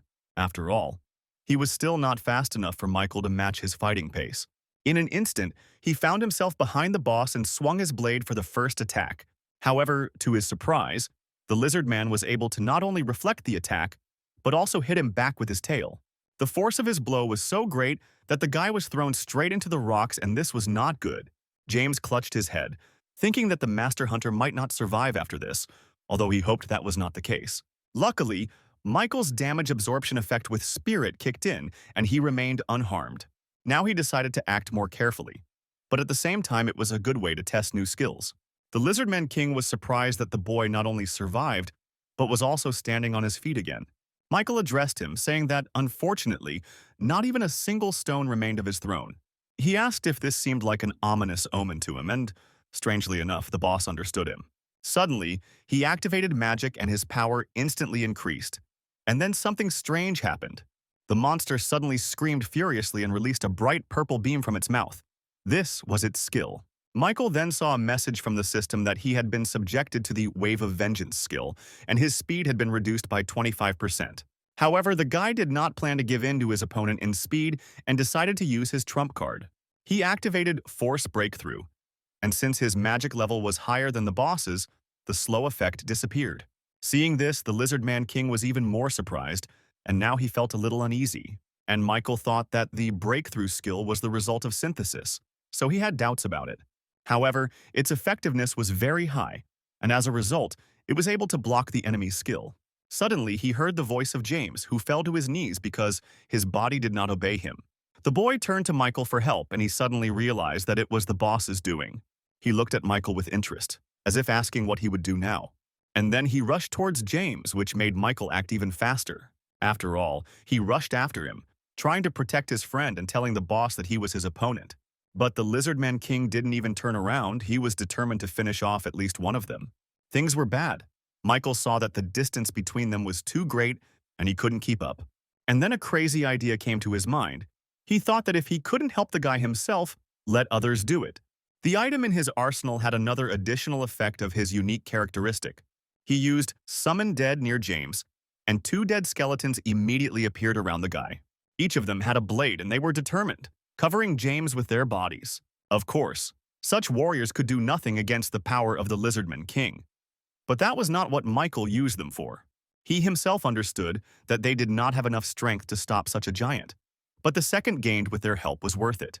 Allowed him to use the stacks of the skill Wind's Grace and increase his speed by 60%. This was enough to get close to the boss in the blink of an eye and cut him to pieces. Michael landed near James, who was grateful to him for saving his life. The Lizard King, meanwhile, was unable to maintain life for long with his head cut off. He died, and Michael immediately absorbed his soul, permanently increasing all of his stats by 1 point. In addition, he absorbed a new third-rank spiritual eye skill that allowed him to recognize attacks. The team leader from the Hunting Association just yawned out of boredom because he was tired of waiting. He asked his partners who were on duty near the portal if anything had happened. But they answered negatively, and the guy thought that soon they would have to act as always. After all, usually their squad entered the portal to finish off the boss after the advanced team of hunters. He also thought that they would be able to get their share if the attacking team cleared the entire first block. But then his enthusiasm quickly disappeared, because he himself understood that this was only possible with a high rank. And is there even one high-class hunter who would pull off such a crazy stunt? As he thought about this, two people from the advanced team suddenly came out of the portal. His partners reported that these guys had already finished clearing the entire dungeon, and this surprised him. The leader couldn't believe that they went into the dungeon just the two of them. After all, based on this, their group should have gone no more than half the way, but not the entire dungeon. But later, the leader saw that, contrary to his thoughts, the guys were still telling the truth. He saw this on the portal. It suddenly became colorless, and this only indicated that the boss room had been completely cleared. This thought made the manager a little happy, but he was confused, not understanding how this was even possible. He ran up to the guys and introduced himself as the head of the group monitoring the portals of the Hunters Association. James then asked if he was here to buy portal occupation rights. The guy added that in that case, there was only one person in front of him to whom he should make an offer. He said that Michael had cleared the entire dungeon on his own, which made Mr. Roger even more surprised. He asked if the guy was a top rank, but Michael replied that he was only a rank 2. However, he said that it was not important, asking how much he wanted to pay for the rights to occupy the portal. Then the manager cleared his throat, saying that if we return to the main thread of the conversation, then he and his portal control team wanted to buy the right to occupy the portal from him for 200,000 won. These were simply incredible sums, and of course Michael agreed. Meanwhile, Betty worked without rest. The girl thought that after returning from the Tower of Trials, all she did was work like a horse. Suddenly her phone rang, and she was surprised to see who was calling her at such a late hour. Beatrice served as the team leader for the Challenge Tower's Challenger monitoring team. The girl's work was mostly paperwork, so she always had to deal with documents. Even then, the girl thought that this coming would undoubtedly lead to revolutionary changes. After all, even if the applicants hide their identities, she never thought that recruiting them would be so difficult. She didn't even manage to recruit 10 people, and all of these applicants were of low complexity. Of course, this was not enough to satisfy the top management, and Betty began to think. For some reason, she remembered a guy named Michael, with whom she ended up on the same team on the 4th floor. She became curious about how this guy was doing now, and suddenly she regretted not proposing to him earlier. It was then that she was distracted by the ringing of the phone, and when she looked at the person calling her, she was very surprised. It was that same Michael, who, however, did not wait for her to accept the call and simply sent her a message. It said that if she also returned to Earth successfully, then he would like to meet her. Meanwhile, the guy checked his account and was surprised to find that he had earned almost 300,000 won. However, he felt amazing and even thought about buying a new house for himself. The guy was sitting in the cafe that served as his meeting place with Betty, and soon the girl came too. Michael noticed that she seemed to have run here as fast as she could, so he said that she shouldn't have been in such a hurry. But the girl started by saying that he didn't even respond to her message, which she sent him a long time ago. She asked him if he knew how long she had been waiting for his answer, and Michael, hearing this, blushed a little. He then apologized, saying that he must have been in a hurry in the trial tower. But the girl brushed him off. She said she held no grudge against him and asked if he was planning to continue climbing to the upper floors of the tower. The guy answered positively, saying that this was exactly why he called her here, because he needed to join some guild. He immediately voiced his conditions, among which was the right to refuse the order to immediately appear at the guild. Next came non-interference in his affairs related to the Tower of Trials and permission to use the guild dungeons. When he finished, he noticed that the girl was urinating and thought that perhaps he'd gone a little too far. But then she spoke up, saying that the conditions he had proposed were absolutely impossible to fulfill. After all, from the guild's point of view, she had nothing to gain.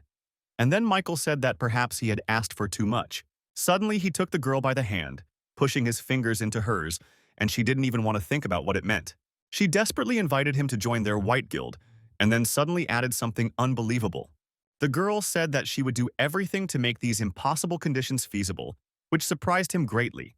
Their meeting took place yesterday evening, and this morning he was already driving to a new place, and he did it on the roof of a bus. Michael thought he had had a very productive day yesterday, from raiding and dungeons to joining a guild. Although for the latter he still has one task left to complete, to clear a rank 2 dungeon alone. It was Betty's request yesterday because she said he had to demonstrate his abilities. This will make it easier for her to convince the guild leader and the others to accept him and agree to his terms. Michael noticed that her words meant that not everyone could use the guild's dungeons. Therefore, the person who will be able to do this must be either a rising star or an outstanding hunter. Then he asked to prepare everything he needed to clear the second-rank dungeon and shook Betty's hand. He was driving to another area, but when more and more houses started appearing, the guy decided to stretch his legs a little. He jumped off the bus and suddenly ran straight to his destination. Moreover, he did it so quickly that the people nearby only had time to be surprised by his speed. A few minutes later, he was already there, approaching the portal, where the guards were still standing. Meanwhile, Betty also arrived at the right place, telling someone that she was confirming a reservation to storm this dungeon. The man in charge said everything was fine without even looking at her ID. He then suggested that she sit down and wait a little, since there was still an hour left before the start. But what was his surprise when he saw Mike, who arrived a whole hour earlier. He asked Miss Beatty if she could go to the dungeon right now, without delay, and she didn't know what to answer. The girl stood there for a while, lost in thought, while he began to sing and wave the smoke across the beach. Betty asked if such a strong wind could have been caused by just running, which shocked her a little. Michael replied that he had nothing to do anyway, and the girl thought that this guy was not human. Then she said that he had already gone through all the verification procedures, so if he was ready, they could begin. Michael nodded, and soon the two of them found themselves on the other side of the portal, this time finding themselves somewhere in a field. Michael asked in surprise what they were doing there, and the girl was silent for a while, peering into the distance. Seeing this, Michael told her to be sure to let him know if she was in danger. She added that she was wearing an artifact given to her by the guild. This effect had the function of a shield and weak invisibility. After all, if she attracts the attention of the monsters, then she will help him to some extent, so she will stay away. Michael replied that it was just wonderful because now he could fight in peace. The boy activated the spiritual eye skill that he had received from the Lizardman King. He wanted to check it out, and suddenly he saw, or rather felt, the presence of enemies in front of him. These enemies were invisible to the eye, and he realized with surprise that he would be able to do little with them. The difficulty was added by the fact that there was a field around, in which it was extremely difficult to notice anything. But Michael clearly saw the grass around him shaking from someone's footsteps, so he got ready. And then suddenly an enemy appeared. Several monsters immediately attacked him from all sides. These creatures were somewhat similar to lizardmen, but, as Michael noted, they did not possess any particular intelligence. Seeing the monsters, Betty was surprised to think that it was a poisonous fisher, but it did not match the level of the dungeon. She shouted at Michael to be careful, because the opponent was about rank 1, so it was not an equal fight. But, to her surprise, the guy had already dealt with almost all the monsters with his incredible strength. The poisonous fisherman didn't even have time to carry out one poisonous attack, which made Michael very happy. And Betty stood in shock from what she had just seen, because it was incredible and at the same time crazy. The fishermen kept arriving in greater numbers from the portal leading to the boss room, but Michael repelled all their attacks. He had a lot of skills, but besides that, he had excellent stats, including strength and endurance. The guy didn't seem to get tired. He killed monsters as if he did it around the clock, but in fact, that was the case. Suddenly, his lightning effect activated, and Michael thought that it was so rare that he had already forgotten about it. Suddenly, one of the poisonous fishermen came up behind him, intending to be the first to attack him. But Michael was not going to allow this. He grabbed the monster by the tail and spun it around in the air. And then he brought it down to the ground with such force that after that the fisherman no longer continued the fight. This was the last monster that appeared in the area, but the guy decided to wait a little longer. He wanted Betty to see everything in person, so he called over a girl who was standing nearby so as not to disturb him. Michael added that he had more or less put things in order, so that the girl could approach without any fear. And she couldn't believe her eyes that he reached the portal leading to the boss's room in less than an hour. But the most amazing thing was that he did it alone, and even defeated such difficult monsters. After all, the poisonous fisher was one of the monsters recommended for group attacks. So Betty still couldn't believe that Michael had dealt with him so quickly, as if he were playing with a child. Besides, she understood that this was not the limit of his abilities, and that he would show more in the future. It was impossible to even imagine. Meanwhile, Michael successfully absorbed souls and increased his stats. He thought that with the level he had now, even the boss wouldn't pose much of a threat. He then told Betty that he was going to the boss's room and stepped into the portal, with the girl following right behind him. They found themselves in a huge forest, which, judging by its size, belonged to someone big. Betty said it was a bit strange because they had already gone quite far and still hadn't seen the boss. But usually he shows up literally immediately if you invade his territory. However, suddenly some kind of attack fell upon them from above, and they realized that the boss was cunning. All this time he waited for them to approach the place where he had set a trap, and then attacked from above. It was very dangerous, and Michael realized that the girl would not have time to dodge the blow. Luckily, he was close enough to grab her and carry her away from the spot where the boss had struck. Betty didn't even understand what had just happened, but she clearly felt how the guy was holding her. Meanwhile, Fisher Booze activated his attack, aiming at the boy and girl who managed to dodge. He released a powerful column of blue fire, something Michael had never seen before, but it looked dangerous. He continued to run away with Betty in his arms, and she pointed out the approaching attack from behind. The guy had literally one moment to react, because then there was a huge explosion in the place where they were. But Michael was able to move to a safe place, telling Betty that he hoped she would understand. They sat on a tree branch, which were quite large here, and watched the fisherman boss. He noticed them in the meantime and ducked down, taking a new fighting stance to attack. Then Michael said that he would leave the girl here and deal with this creature himself, but Betty stopped him. She suggested using the enhancement skill on him, but the guy responded negatively, saying that he had to do everything himself. He added that he would be back soon, and with these words he rushed down to the enraged king of fishermen. While he was flying, he managed to come up with a tactic with which he would fight, because this was very important. First he put his feet out, and when he landed, the ground shook from the force with which he did it. Even the boss was surprised by this, and Michael activated the instant acceleration skill and the exclusive effect from the boots. On top of all this, he added the effect of the skill Wind's Grace, stacking it 7 times, and his speed increased by 70%. Now Michael could dodge any attack. Even if the enemy attacked from behind, he pounced on the boss. But he couldn't even keep up with his speed, so he missed the moment when the guy was right under his nose. The monster decided to attack based on the fact that he would want to finish him off anyway, and that was the right decision.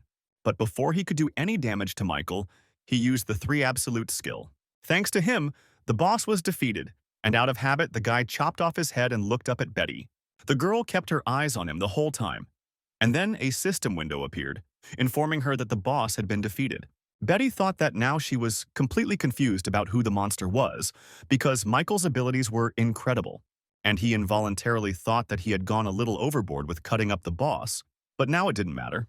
When they emerged from the first portal, Betty admitted that she didn't expect a rank 2 hunter to be so strong. She added that now that he had passed the test, he could use all of their guild's dungeons, and then she turned away from him so that the guy couldn't see her face and said that she would go off topic a little. But she said that when they are summoned to the Tower of Trials, the difficulty they initially choose does not matter much.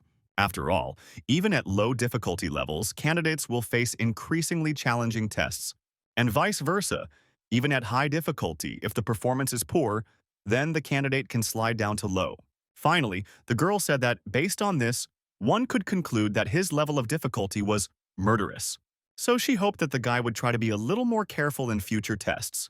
She added that she would like to accompany him for as long as possible and watch him grow, and then they said goodbye. In the evening, Michael sat on the roof of one of the buildings and ate an apple. In 5 minutes, he had to return back to the test tower and thought that these 3 days he had been spinning like a squirrel in a wheel. However, thanks to this, both his stats and his self-confidence increased, which he really liked. But his time on Earth ended, and he returned to the Tower of Trials where it all began.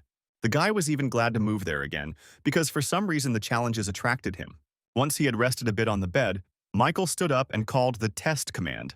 The system asked if he was ready to move on to the test on the 8th floor, and the guy answered positively. Then he was asked to choose a point of intersection from 3 available ones: tactics, combat, and capture. Michael remembered seeing a mention of creating an intersection point earlier, so everything should be fine. He also thought that he should choose combat if he wanted to increase the effectiveness of necromancy. Next came the message that all of his personal tests would now be based on combat skills. And then suddenly a message appeared saying that he had the title of Pioneer. What happened next surprised Michael, because he read that he would now have a private chat with the administrator. The system then reported the start of a consultation with the Steel Bloodlord, the manager of the combat intersection point. And suddenly Michael found himself in another location, which apparently was not a test, because he did not enter the portal. The guy looked around asking where he was, and the system window told him that he had entered the world of Steel Blood. It was winter, and most likely, he found himself in some kind of forest, where everything was strewn with swords and other weapons. Michael decided to explore the place himself and use the Eye of Truth for this. The world of Steel Blood turned out to be a space created especially for her by the Lord of Steel Blood. This place had no rank and could not be invaded. Suddenly, Michael saw a message saying that the Lord was unhappy that someone was making inquiries. And then right behind Michael, one of the swords began to move and acquired powerful energy. The administrator of the Steel Blood Lord suggested that he not waste time on nonsense and follow the sword. Michael was a little surprised by this message, but he decided that it would be better to listen to the admin. The sword pointed the way and floated slowly in the air so that the boy could calmly follow it. After a while, he stopped because he had reached his destination and was now looking at it. It was a small house that looked completely ordinary, but Michael knew he had to go in there. When he opened the doors, he read that the administrator, Lord of Steelblood, was looking at him. There was a rather attractive girl sitting in front of him who said that he had finally arrived. She added that she was the administrator who was assigned to consult with him. Michael noticed that she looked like a foreign beauty, but for some reason she was called the Lord of Steel Blood. After all, in fact, before him was a being who carried out control in the Tower of Trials. And then the girl suddenly came close to him, looking questioningly into his eyes. The girl said she was curious about what the monster looked like, and she admitted that it was pretty good. Michael asked if she knew him, and the girl replied that, of course, she knew everything. But she also noted that she only knew about his tests from reports, since it was impossible to observe the candidates below the 8th floor. This surprised Michael a little because the girl was an administrator, but she could not watch just anyone. Then the girl said that he must have misunderstood something because the admins did not control the tower at all. She added that they should rather be seen as creatures subordinate to the tower, so he shouldn't be so nervous. After all, while she was subordinate to the tower, she could not harm him, and this information became a revelation for Michael. Then the girl said that, after all, she was there for a consultation, so he could ask her about anything. Michael felt that there was no hostility in her, so he decided to trust the girl. Besides, she explained earlier that this consultation was his advantage earned in the trials. Then Michael remembered how he almost died at the hands of a challenger from another floor when he himself was on the 5th. He wanted to know why the knight had chosen him, and the girl replied that there were advantages to it. After all, applicants from other worlds come from where the tower has existed for decades. They also know that the tower of this world will one day be united with the towers of other worlds. Starting from the 20th floor, the focus is on combined challenges rather than individual ones. And then the guy would have to meet with candidates from other worlds. Michael was not happy about this. Then he asked another, broader question, wanting to know what the trial tower was in general. Suddenly he saw the girl look down and wait a minute before answering. And then she said that she herself would like to know the answer to this question because, unfortunately, she did not have this information. Then Michael reminded her that she was an administrator and asked if the girl really didn't know anything. She then explained that initially the administrators were the same applicants as they were, but those who die after passing the 40th floor are given the right to be reborn as administrators. The thought that the administrators were just former applicants angered him a little. After all, Michael hoped that they still knew something about the top of the tower and where it ended. The girl didn't like these words and she suddenly grabbed the guy by the neck, pressing him against the wall. She said that the words "top of the tower" were not something to be said so lightly. Michael was surprised, not so much by what she said, but by the force and speed with which she attacked him. The girl noticed that he was not particularly puzzled and asked if he was not scared at all. To this, Michael replied that he simply did not feel any hostility from her, and besides, the consultation was to his advantage. He also had no intention of allowing her to harm him so easily and suddenly broke through the wall. The guy prepared to attack, saying that the girl actually said that she obeyed the tower. The administrator was a little surprised by his behavior, but she quickly realized that she had acted recklessly. She noticed that she had been living for many years, but this was the first time she'd seen someone who was able to destroy the administrator's residence. And then she unexpectedly added that the guy's actions convinced her of something, and he became wary. But Michael was not prepared for what she said next, because it was the first time he had heard anything like this. The girl offered him a patronage agreement, which was quite surprising but incomprehensible. After some time, he returned back to the waiting room on the 8th floor and lay down on the bed. Suddenly, he remembered that he could now use the new team and opened an exclusive store. His contractor was the Steel Bloodlord. There were 3 categories in total: skills, strength, and items.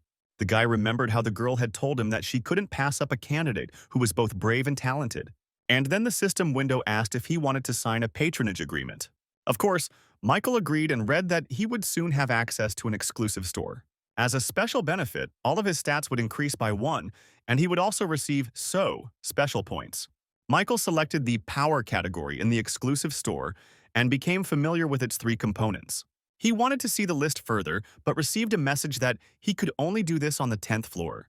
It turned out that at the moment only 3 powers were available to him: Purity of Mind, Steel Soul, and the King of Winter.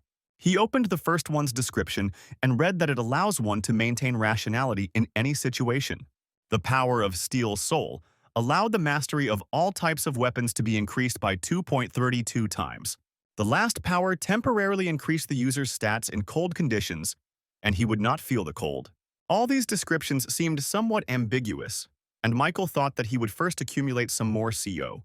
However, he quickly changed his mind and still bought his first power, which was Purity of Mind. Thanks to her, he will be able to reason clearly in any situation and not succumb to panic and stress. After all, it was better to raise the bar for survival in this way than to not prepare for anything at all.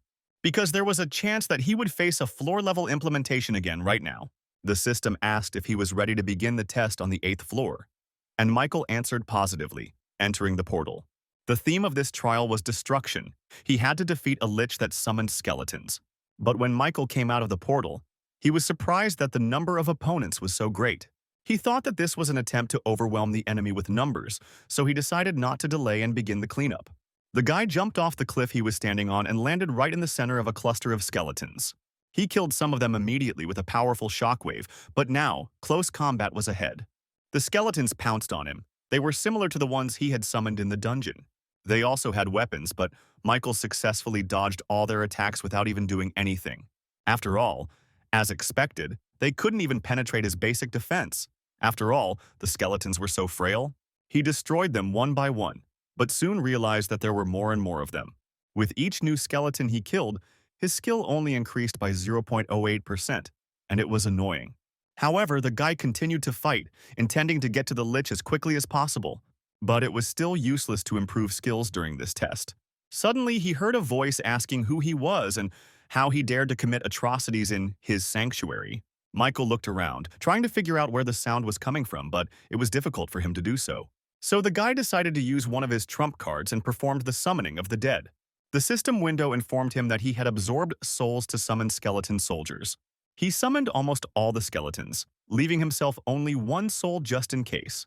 So he left his new assistants to deal with the enemies, and he himself went to the boss's head. The guy activated Wind's Grace and stacked the effect 6 times, increasing his speed by 60%. He also applied the effect of the rank 2+ speed boots, which also instantly increased his speed. Suddenly, he saw the silhouette of a castle in front of him and realized that the boss was most likely there. Michael thought it was amazing that he could summon skeletal corpses from such a distance. However, that was precisely why it was necessary to get rid of him as quickly as possible, and Michael picked up the pace. The Skeleton King, meanwhile, didn't expect to see the guy here and so quickly. He was standing on the roof of one of the buildings inside his castle, and Michael landed right in front of him. The king remarked that he was an impudent boy who dared to cross the threshold of his sanctuary. He added that he would make him pay in full for his insolence, and suddenly the king summoned new monsters. This time they were sand golems, and Michael was surprised that this boss could command them too. Then the guy realized that he was probably not capable of fighting on his own, so he called on others. Michael smiled and suddenly asked if he could by any chance summon someone stronger. After all, if he doesn't have any more powerful exhibits in his arsenal, then this will disappoint him a little. Hearing this, the king became angry, saying that these guards would be quite enough to tear him to pieces. The golems were advancing in the meantime, but Michael had already activated the instant acceleration skill. He dealt with all the new opponents within 3 seconds, which greatly surprised the king of the dead. And then he even managed to get scared because the guy rushed straight at him, intending to finish him off. He swung his sword and hit him, causing him to fall, and the system window reported that his mastery had increased by 1.2%. Michael noticed that the undead were definitely increasing his skill quickly, and it was a nice feeling. The king of the dead wondered where this monster came from, because his powers were simply beyond the bounds of possibility. In his eyes, the guy was a real monster, eager to kill all monsters for his own pleasure. Michael, meanwhile, took a swing, saying that they could finish little by little. The guy also realized that the king freely summoned various monsters using the book. And if so, then perhaps he too will be able to master this skill. Michael smiled maliciously. He suddenly grabbed the book and threw it to the dead king, asking if he could summon those guardians again. He was a little perplexed and asked in response why he was asking him such questions. But Michael calmly replied that if he couldn't, then they would end on that note. And then the boss protested. He said he was able to summon the guardians again minutes after their death. He also asked why Michael needed this, but seeing how he swung at him, he said that he would immediately begin the call. A couple of seconds later, sand golems, which the boss managed to summon again, ran towards the guy with an attack. And of course, within those same couple of seconds, Michael dealt with them again, which was obvious. Then the king of the dead asked if the boy was happy now, but Michael answered negatively. He said they were just getting started, so the boss still has to summon all the skeletons that haven't died yet. Michael also ordered him to put all their strength into these guards and almost forced him to do it by force. The king didn't even understand why he was doing this. He asked until when he had to do this. But Michael was busy killing monsters. In fact, he had a reason why he did all this. He told the dead king to continue until he told him to stop. That was enough. The boss managed to summon golems that became larger and faster due to merging with skeletons. However, it made no difference to Michael. He still dealt with them easily. And these golems were much more useful than the single skeletons he fought at the beginning.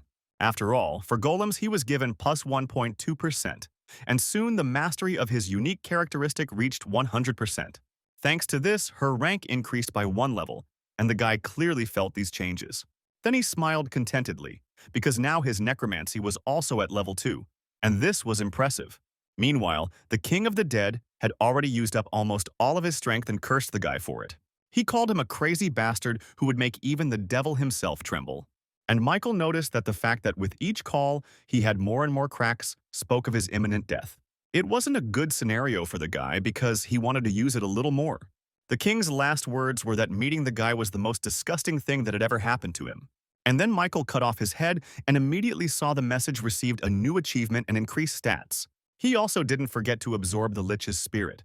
And after that, the system reported the successful completion of the 8th floor.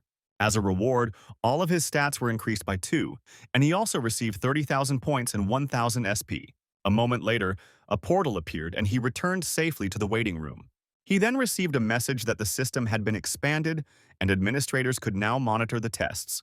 The restrictions on questions were lifted and it became possible to acquire rank 2 skills. Michael opened a window with information about his stats. They were all approximately the same level. He went to his unique stat information to read about the new additional effect. Now, when absorbing someone else's skill, he could completely inherit the deceased person's skill. Also, when absorbing the spirit of the deceased, there was a 20% chance that one of his skills would be acquired. Michael thought the 8th floor test had ended rather smoothly, but he clearly shouldn't have relaxed. The guy thought that he could still continue using the sword, but he had a problem with his shield and skills. After all, ever since he had maxed out his hunter's dagger skill, he needed a new skill. So Michael went into the store to buy something to replace the old effect. However, his hopes were not justified because he did not see anything there that was worthwhile or better than what he had. Then he thought that if there was no skill, then he needed to create one, and bought the 5th rank basic fencing skill. It was a normal skill that enhanced the sword's abilities, but Michael needed it for another purpose. He was going to upgrade the rank of the hunter's dagger through skill synthesis, so he needed a second component. The guy hoped to guess the best compatibility, so he chose these 2 skills to synthesize. The system issued a message stating that the synthesis would be centralized around the hunter's dagger, and then he read that he had a 75% chance of synthesizing a higher level skill. Michael liked this statement because he realized that he had correctly predicted compatibility. So he started the process, and after a while he saw that a new skill had been created. It was called Demon Slayer and was rank 2, which surprised Michael. He went into the store to check it out. This skill increased basic knowledge of all types of fencing and increased cutting power by 3 times. An additional effect was that the speed was doubled when fighting non-humans. Michael thought that this skill was just perfect for hunting monsters. He even thought about trying to synthesize the remaining skills. After all, the guy checked their compatibility and the probability of synthesis, so he saw no reason not to try. From accelerated regeneration and resistance to the laws of nature, he received the skill of Iron Blood Regeneration. And from the regeneration of Iron Blood and Pain Tolerance, he obtained the 1-rank Ash Blood skill. This was the primary racial trait that a mutant vampire was born with, and he also received Enhanced Regeneration. In addition, he could block up to 40% of damage, which in itself was cheating. Michael figured he wouldn't be able to test this skill properly in the waiting room anyway. After all, it was equipped with a regeneration effect, so he canceled it in the store for 50 points. Michael put his hand out and swung his sword at her, thinking that since all the spirits had been absorbed, the shield would not activate. With this thought in mind, he began to check and cut his hand quite badly. However, the effect of the peninsula's regeneration justified his hopes and even exceeded them. After all, his hand healed with lightning speed. In essence, he was now under eternal healing. And in addition to this level of regeneration, he also had a spiritual shield. Then the guy opened a community, but it seemed to him that he didn't find anything there worth his attention. Besides, the time spent in the waiting room was coming to an end, so there was no point in dragging it out any longer. With this thought, he entered the portal to the 9th floor test, where the theme was fighting, the difficulty was high, and 1 day was given for everything. The condition for successful completion was killing all the monsters in the arena within the allotted time. The reward for a successful breakthrough was a new skill, 2nd rank Animal Instinct. and the penalty was death. But suddenly Michael saw a message from the system, which said that at the present time. This test is not safe for him due to the confirmed floor implantation of a challenger from the world of Murim. The theft of the target by this contender was also confirmed, but Michael had already made his decision. He entered the portal and immediately saw a pile of defeated monsters on which the invader stood.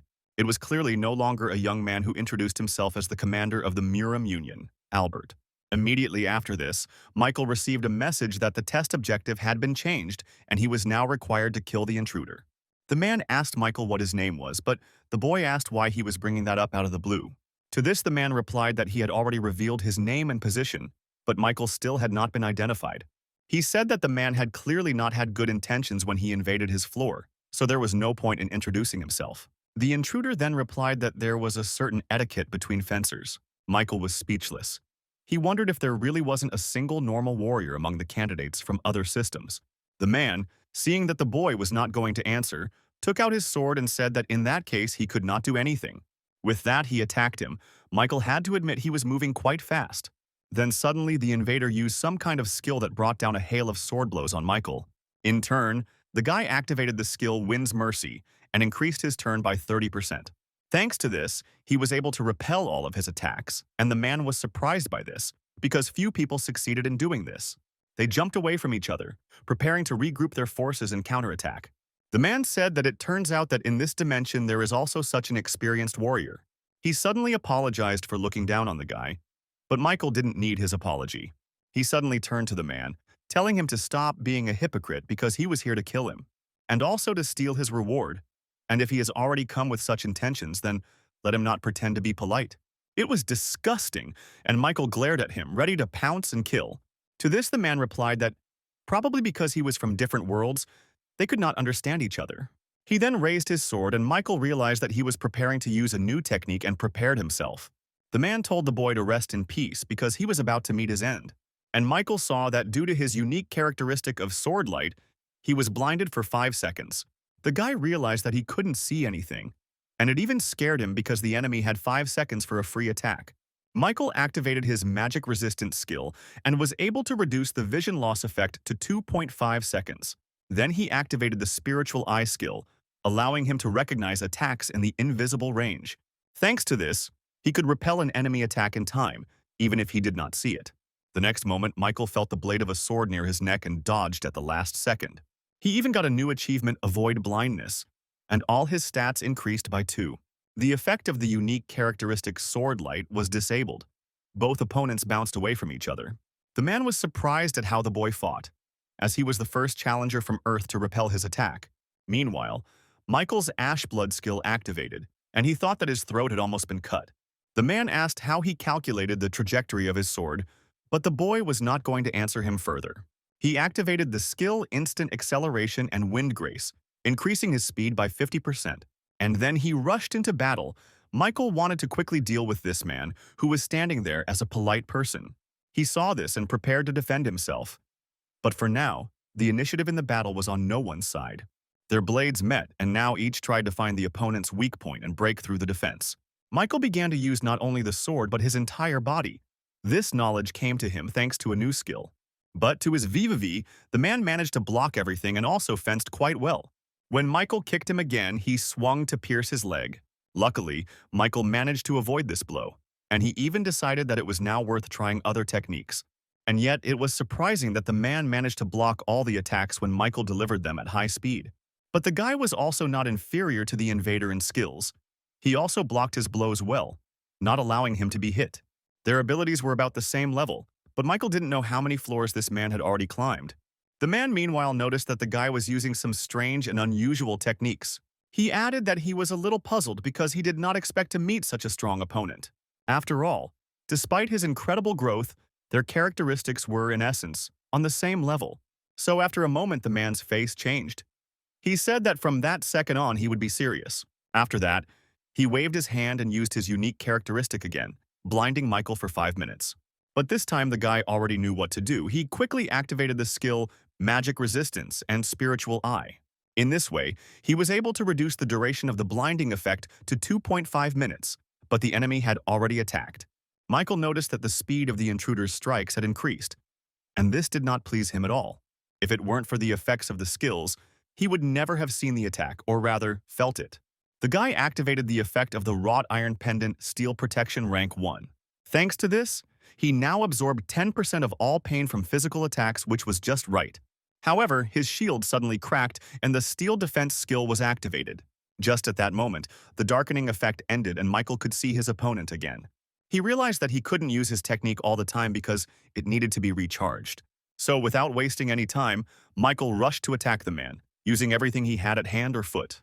He kicked a rock right into the man's face, and he couldn't understand how the guy managed to fend off his attacks.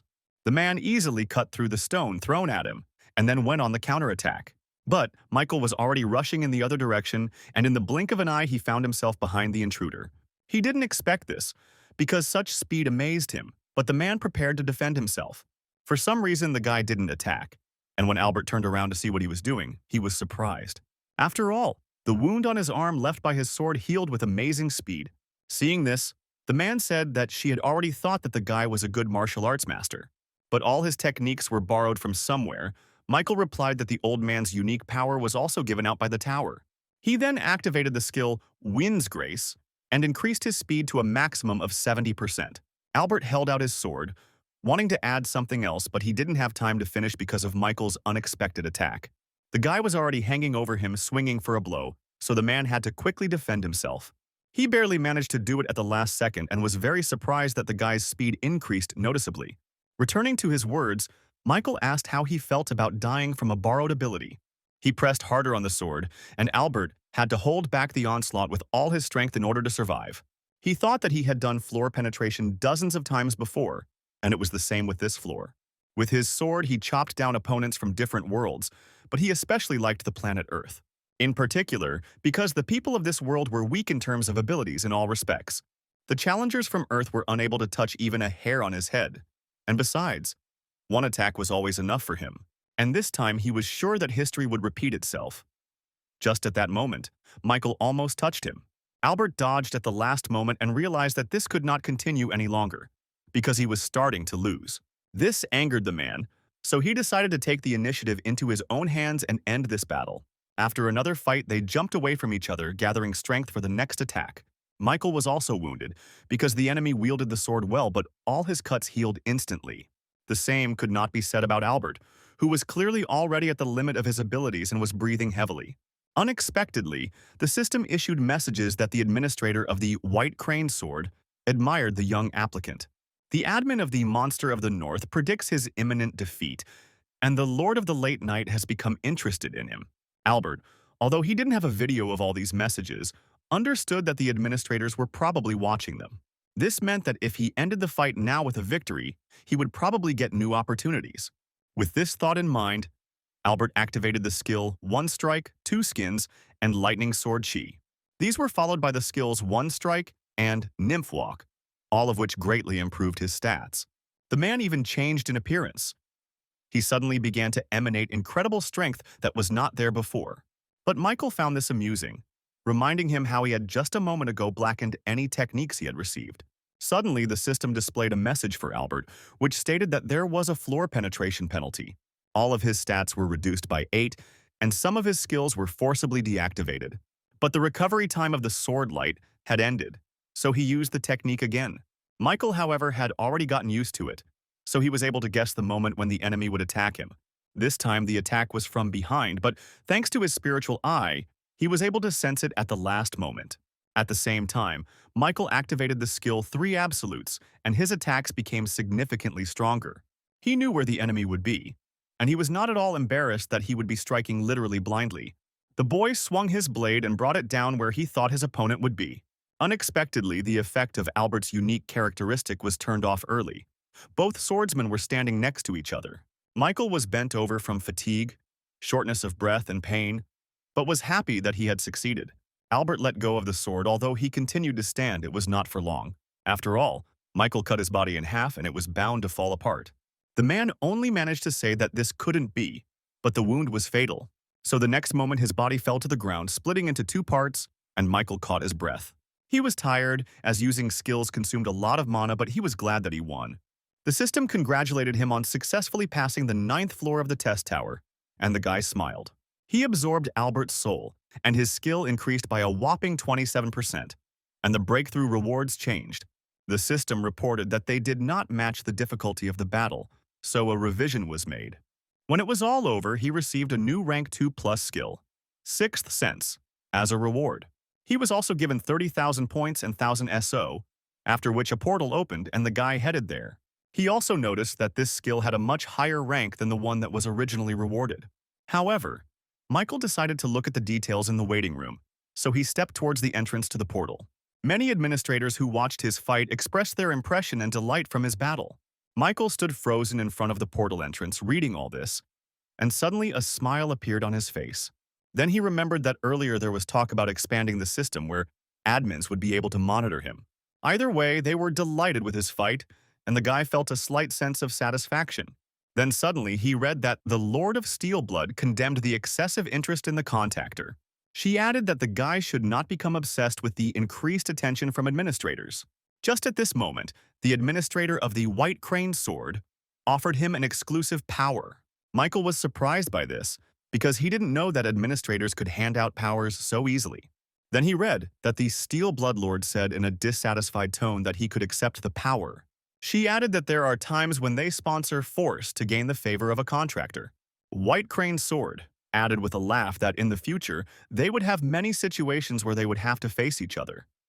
And the Steel Bloodlord said that the power provided would be so strong that he would feel a certain burden. Then Michael said that in that case he had no need to doubt, and he would accept the power with gratitude.